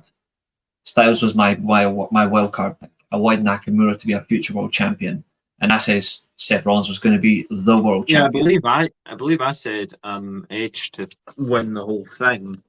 You had Edge, but we also both had Santos as a future world champion, and we still stand by that. But I mean, no, like Styles would have been nice. It annoys me that talent genuinely feels wasted in WWE at points.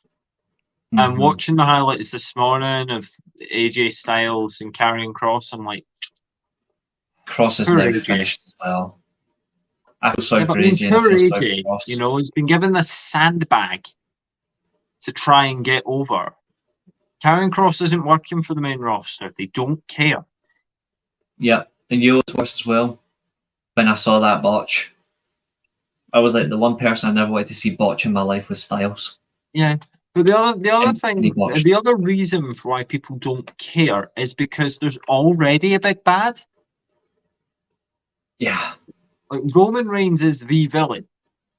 If you're going to have something as villainous as that, when Karrion Kross comes out and it's just kind of like, I'm evil and spooky, and the fans don't really have any energy to boo you much because they've spent all the energy booing Roman Reigns. And we've already said that we know that the next big boss is going to be Gunther. It's got to be. Like, that's clear as day.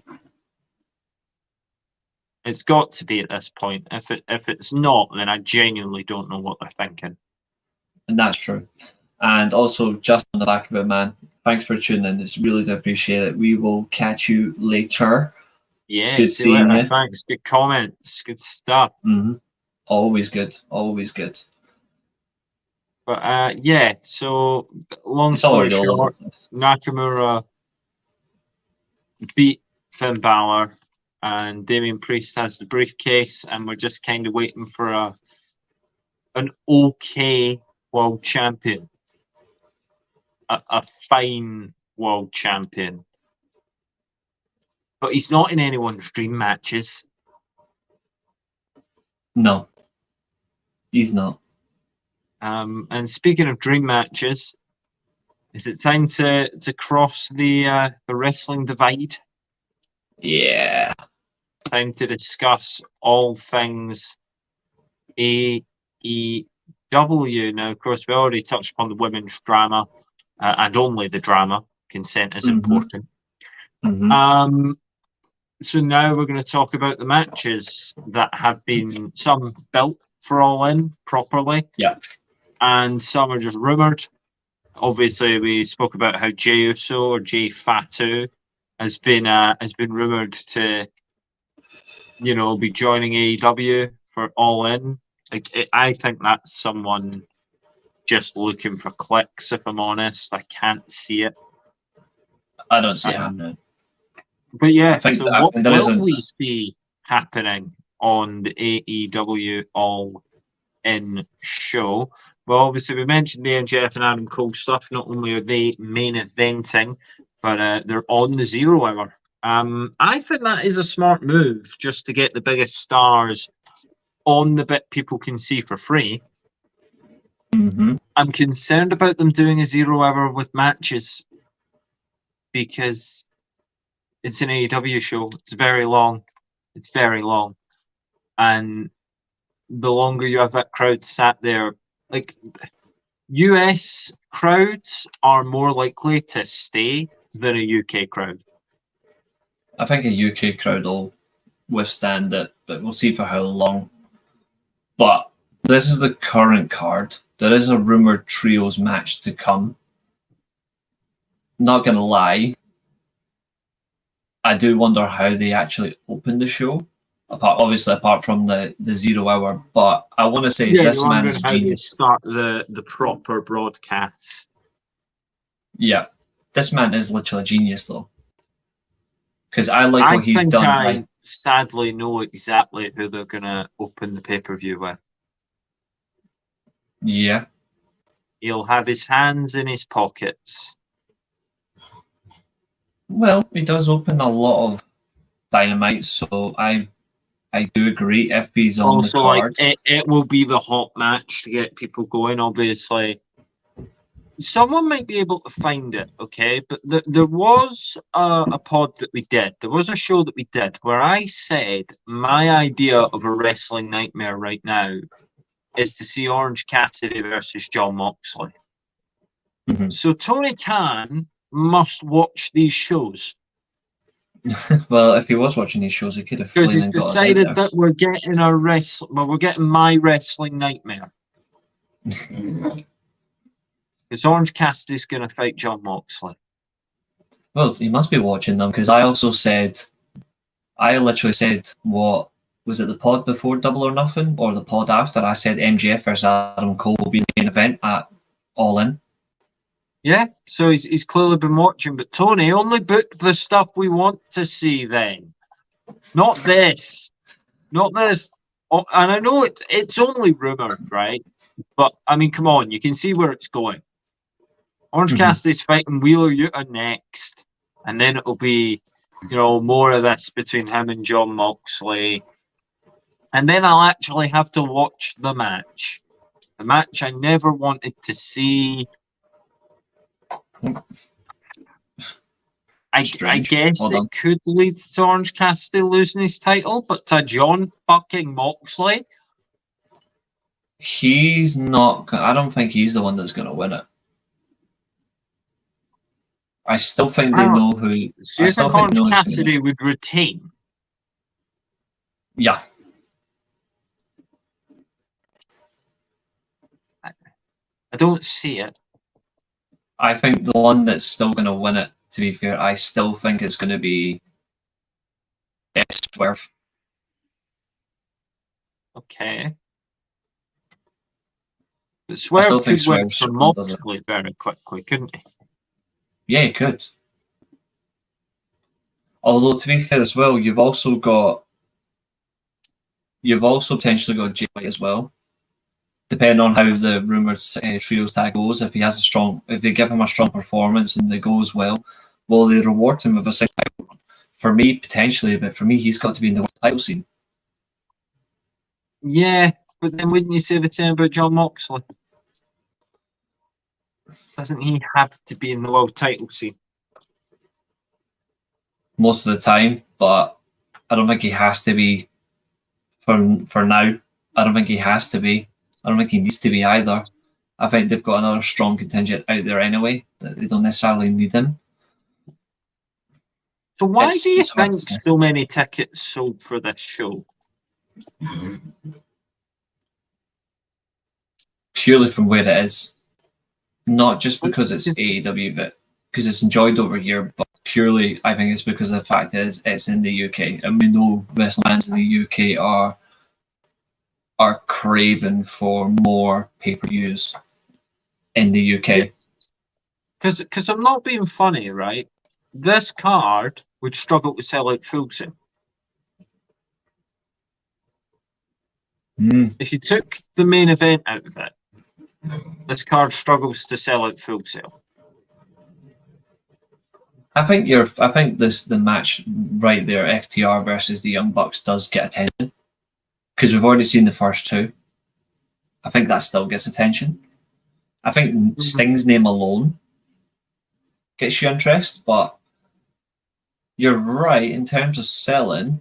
It really needs more to it, and it's quite interesting. Really justify why the hell you're coming across here, right? Like, you know, why the hell have you brought this show to us? It's supposed to be this massive deal, and you'd imagine the massive deal they're going for is that Adam Cole's going to win the title. But then is it? And I said this at the time. They are making this really, really difficult for themselves because they're giving themselves a week to build another pay-per-view card. Mm-hmm. After this, they have All Out straight away, pretty much. They should have done what Jamie said. This should have been non-canon. But then you'd get people asking for their money back, wouldn't you? Yeah. Because it would just be an AEW house show that they've decided to do at Wembley. But it doesn't feel much different to that right now as I read the card. Which is a shame because when you look at it, when you look at the card, depending on how you feel on certain wrestlers or however you feel, the matches that actually chosen, I don't actually have a problem with. I've got a few problems with it, just on the grounds that I think it's poor. I think they could have done so much better. I think there's some names, obviously, they have to work around. But when you think about it,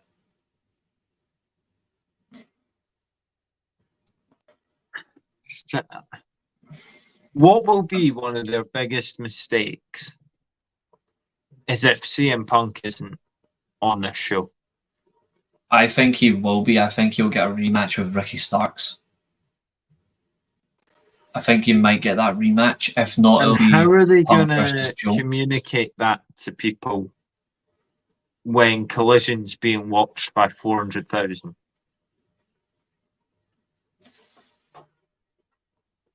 I think you go based on name alone. I think you could. Because CM Punk today sells. You'd surely have to appear on Dynamite to build it. Possibly. No, I'm perplexed by this card. I don't because there's nothing to really look forward to. Like, But the then main again, event though, doesn't we also really pull me in. but we also said this about Double or Nothing. We also said that about Double or Nothing. Yeah, and Double or Nothing turned out to be. It ended up actually being better than expected. It was okay. From the AEW barometer, it's about an 8 out of 10, but that's because I saw that fucking putrid Forbidden Door a few weeks later. I think what they really need to do is, if they are going to be cook about it, they have to establish what Omega's match is going to be.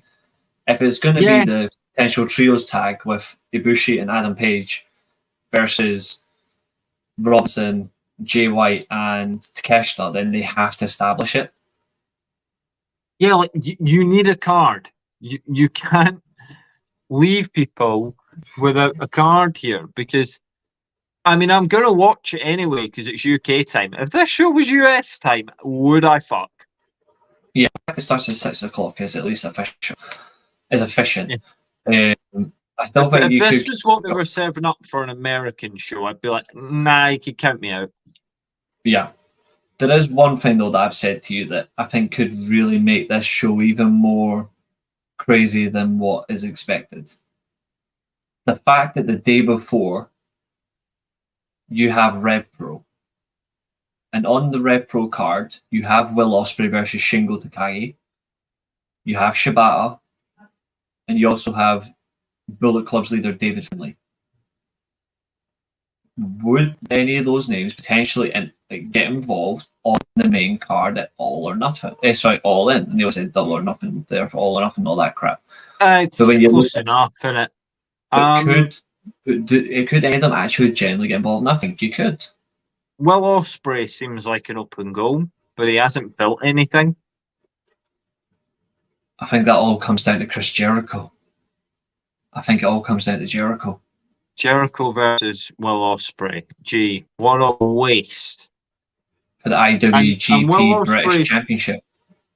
Will Ospreay's still on his timeout with me. I've still not forgiven him. He knows what he did. Yeah, he done a brilliant Tiger Driver. I know that's not what you're happy about. Just disgusting. Yeah. So, I mean, Will Ospreay versus Chris Jericho, that's not the best use of Will Ospreay. It is if it's to stop There's Jericho. something the British wrestling fans would want to see, like Will Ospreay versus Pac. Unfortunately, Pac's not available. Oh, is he injured again? I don't know what it is, but he's not there. I think it is an injury, but I don't know what the severity is. Like, this is the other thing. Like, you don't know who's hurt in AEW.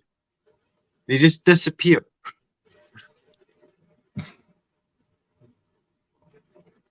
It's a shame because that would have been an amazing match.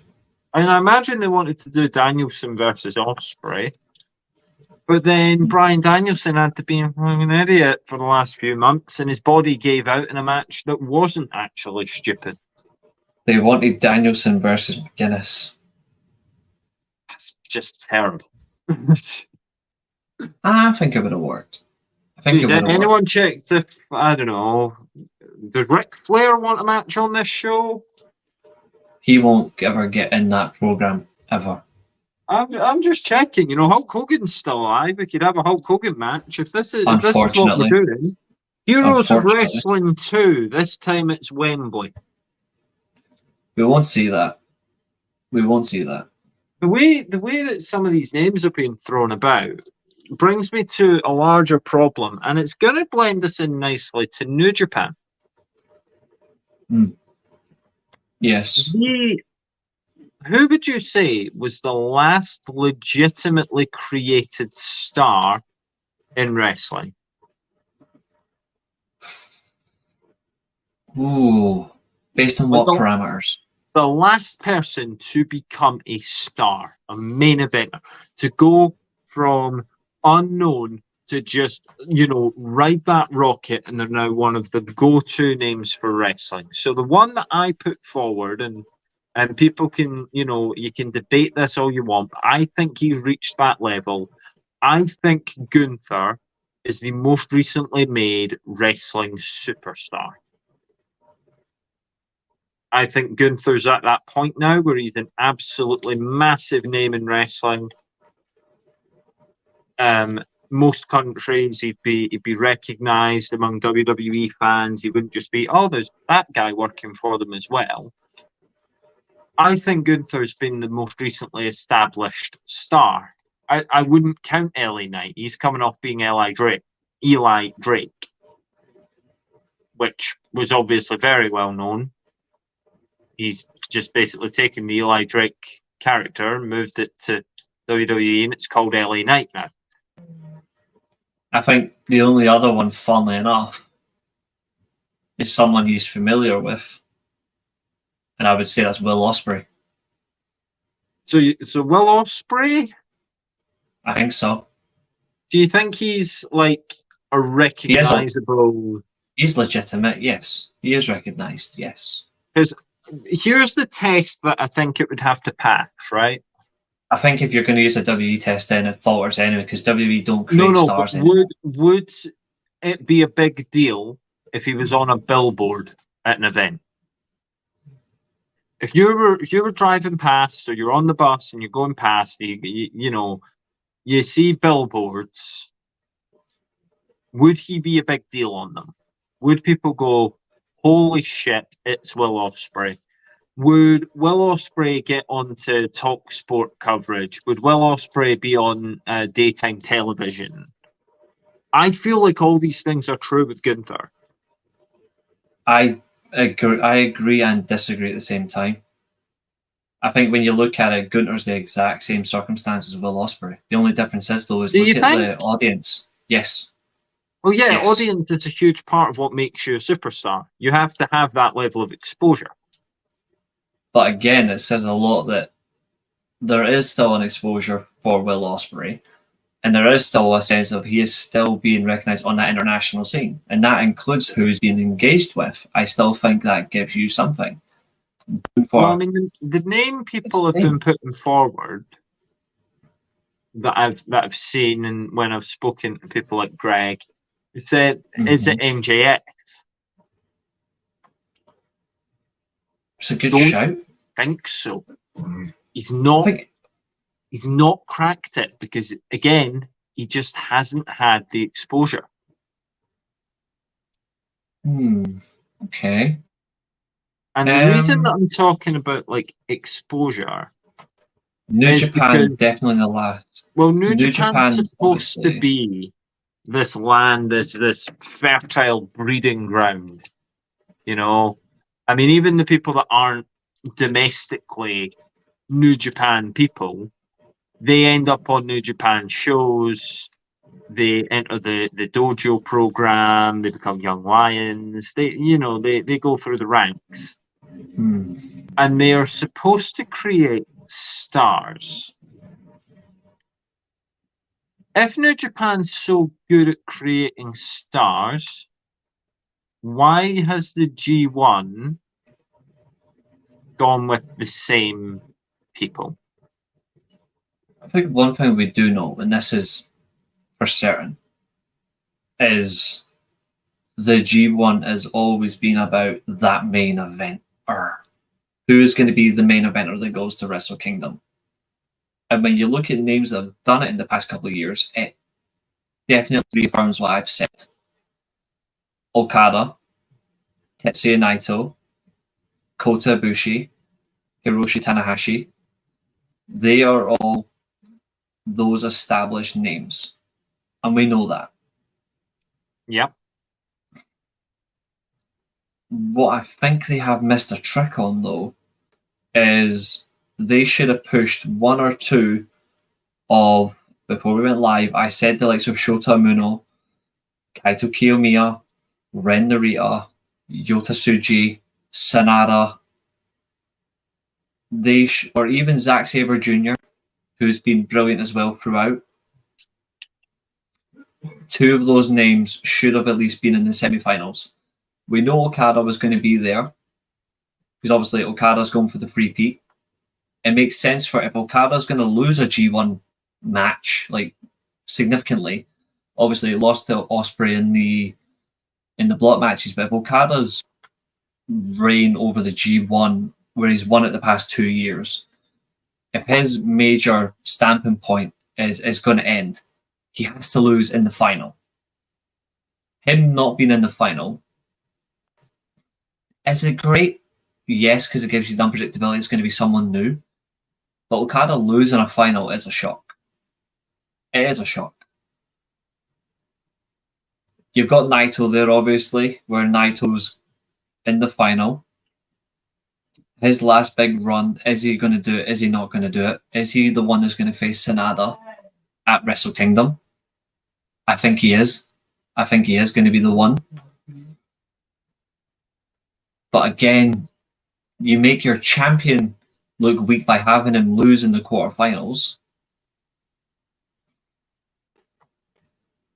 I think there's some names that they could have pushed to that final spot in Real Goku. I think they could have had someone in that final that would have made it interesting. I thought Zack Sabre Jr. was fantastic the whole way through. Yeah. I don't know. I think Gado's made a lot of mistakes, and another mistake he made was his treatment of Kaito Kiyomiya just because he's from Noah. I think you should have made more of that match, that run where you had Kaito progress to the knockout stages. Why the fuck would you choose Evil? Sorry. Not in a million years should Evil have progressed out of the blocks. The guy sucks. I'm sorry, it's offensive to me. I don't think... that was something a lot of people felt, and certainly I did. And I mean, I don't even necessarily follow this along that closely. I felt like Evil was a stupid shout compared to what was there. You know, all the three major like up and comers that's going to be the Reiwa Musketeers, Narita, Umuno, and Tsuji were in the same block as Sanada, Evil, and Kaito Kiyomiya. It almost as if they were hampering all three to begin with, plus Kaito. Yeah, but this was the thing. One of the blocks always had that feeling of just being like, you know, they're a bit of fun, but they won't complain when they get beat. And the thing is, they probably didn't. But at the same time, the word next is one of my pet peeves in wrestling. Mm-hmm. Because I'm fed up of hearing people who are going to be next. And I don't mean the Goldberg thing. Yeah, I know what you mean. I'm fed up of being told, watch out for this person. They're going to be next. I've watched wrestling for long enough that I want those next to become now. I want to see someone. This is why Gunther has been getting all of my praise, because I'm like, this is something I've never seen before. You know, saw him first in NXT UK and was just mesmerized by him. Yeah. And it just kept going, and he just kept climbing, and he kept climbing to the point where he's ready for the main event. We know this. Hopefully he'll get there. Hopefully the right booking decisions are made to get him there. And he's only generally had 2 bad matches on the main roster. Only 2. That's just because obviously what he's had, but that's just expected. What 2 are you nominating? I'll be honest. The TV match against Butch, and I'll be honest, I wasn't overly enjoyable by the Intercontinental title match at SummerSlam. But that's just because like we already knew it was going to come, and I just wasn't. Expectation might be something that's got you there, though. I don't think it was overall great, but that's just because eventually he was going to have just a little run where it just wouldn't be great. Yeah, but I mean, in between he's had great stuff. I preferred that to Ali, but I mean it's Ali, so yeah. So of course I did. But that happens. Yeah. So I mean, this is what I mean with New Japan. When you read through that roster, and I follow it in like the loosest sense, I just sort of keep up with who's doing well in the G1. I watch Wrestle Kingdom every year. And if a match gets like ridiculous levels of praise, I'll go, okay, best seek that one out. Yeah. No part of me wants to go back to New Japan because all of these names are the ones that were there when I was last watching it regularly. Mm-hmm. And I wondered if this was something like, is it the case of the spoiled fan? It could be. It could, I'm not willing to rule out the fact that I'm maybe turning into that thing that I hate most, which is a wrestling fan that goes, I want this and I want it now. It's possible. But I'm also fed up of being told to wait. Like Sami Zayn's a future world champion, but we've been told to wait. We can't wait for everyone they tell us is a future world champion because it's likely only 3 of 10 are going to be. Yeah. And then what do you do with that? I agree with you. I think it's very interesting as well that after he lost to Naito, Ospreay's now rebranded his title as well. It's gone. The IWGP US title is no more. It's the IWGP British Championship now, or the UK Championship. He's redesigned it, refaced it as a British Championship. Which is a good move. Me wonder. Yeah. Obviously, Naito got the final for his last big run. That's fine, because I can see something happening from that, but I just don't know what is going to happen next. Obviously, I will watch the final. I will watch Wrestle Kingdom, but I want them to be sure they know what's going to happen, because you cannot have Sanada exit in the quarterfinals if he is to remain champion after Wrestle Kingdom against the winner of the G1. That wouldn't sit right with me. I like Sanada, but for me, it doesn't matter whoever wins the G1, Sanada has to lose at Wrestle Kingdom. He has to lose. It hasn't worked. I feel sorry for him because he's actually had some good matches along the way. I feel sorry for him though. The reason it hasn't worked is because he's never felt like the champion. He's never felt like a main eventer. Again, there's always this thing. You can work the best that you have in your entire career. And this goes across all wrestling promotions. So I'm not just shitting on New Japan here. New Japan just happens to be the point where I've had this epiphany. You can work your hardest, knock your pan in, do everything right. Mm-hmm. Get to the level that Sanada got to, where it's like, okay, there you go, the ball is yours. World champion. He's going to be world champion for more than half of a year. He's past Okada's actual recent reign. He's well into 100 plus days as champion. Okada was champion for 90 days. Yeah, and he'll be champ for more than half of the year. Like that, we have no doubt of. If he gets to Wrestle Kingdom, I think his championship reign is 175 to 180 plus days, something like that. Yeah. Well, what it was Dominion, was it? He won at Sakura Genesis. Sakura. So that was back in April. So he's been champion for 4 months. Yeah, which again you'd be like, oh, well, I mean, you're quick on the draw to, give this a booting, aren't you? But no, the problem here is that Sanada's going to disappear again. The same way Kofi Kingston did. And he's always the one I come back to. It's a fair comparison. Whenever anyone that you feel the fans wanted, but the authority didn't, I'm not meaning like just the storyline authority. I mean just authority across all promotions. The consensus, yeah. Yeah, there's a level that everyone can get to. And if they break through and the fans go, oh, that's our guy, they might get one token reign that'll be underwhelming, and then the next major heel, or, the old big bad will come back, beat them after 6 months, and there you go. Back down the card you go. You had your chance. The fans got what they want. Mm-hmm. I'm hoping Gunther can fight that, and I think it helps that he's a heel. In terms of babyface, it's so tricky to do.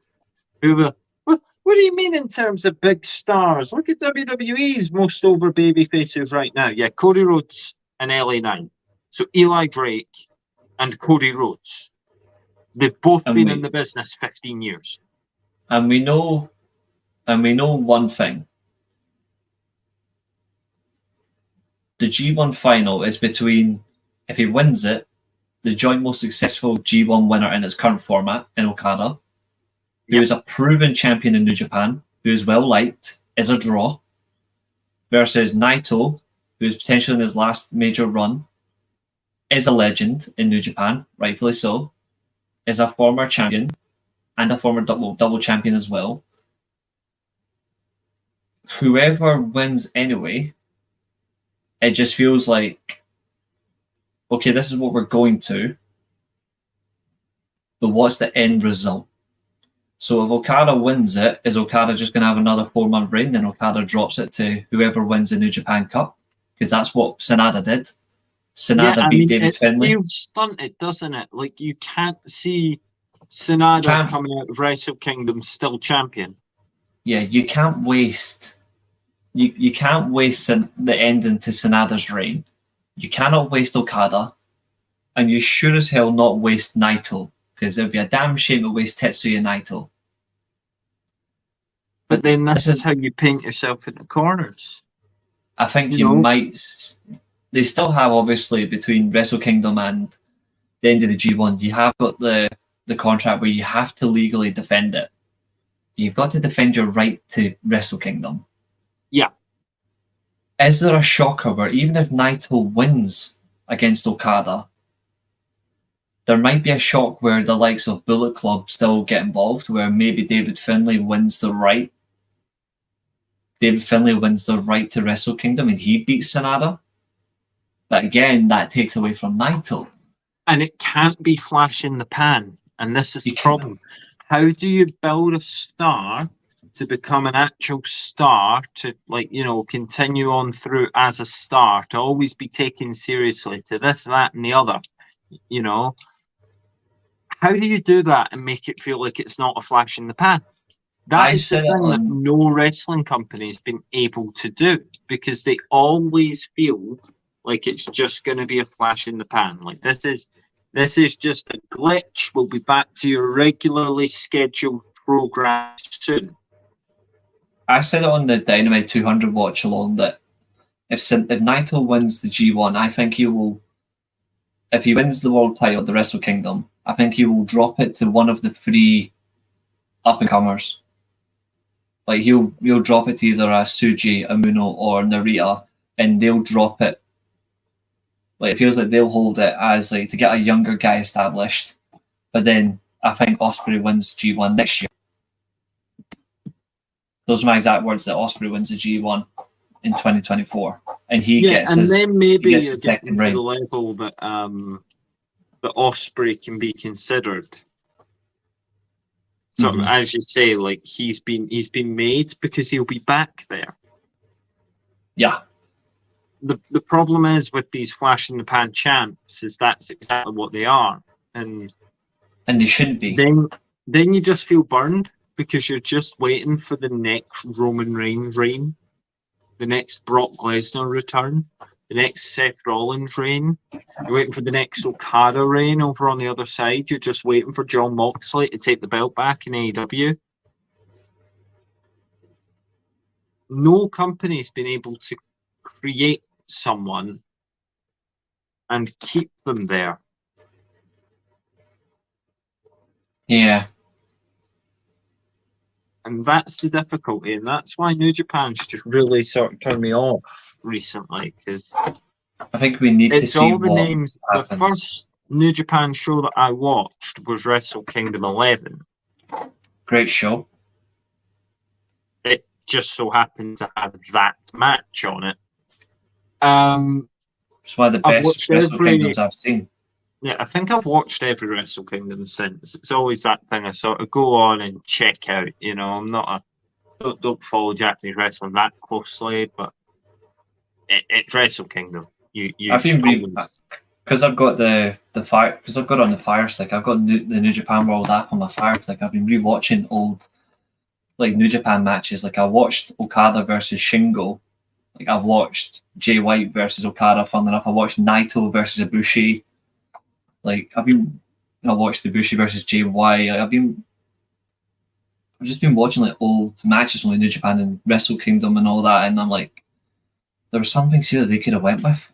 It would have been so much better. And I'm like, you had it all. Yeah. I think they will figure it out eventually. I think they will, but we'll see. All I'm going to say, obviously, for me is it's 8 days until Impact Emergence. It's 15 days to All In. 15. Wait, 15. It's a Sunday, is it? Yep, 15 days from now. Oh, dear. Emergence and Multiverse are also within 8 days and 15 because Multiverse is on that weekend as well. There's a lot of wrestling. We're going to be covering it all, but I just want them to get it right because at the end of the day, I want all wrestling to thrive. I don't want any wrestling promotion to falter.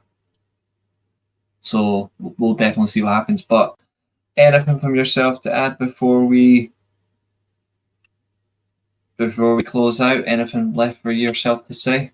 No, I think it's all good. As I say, I think AEW really needs to get their shit together in terms of putting this card together. I think WWE is compelling enough at the moment. Obviously, the Usos thing was weird, but you know they've navigated it okay, and we'll see where it goes. I am looking forward to seeing what NXT can do, but obviously we can talk about that way nearer the time. And yeah, New Japan, just find someone new and give them a chance, and give them a real chance, not one of these.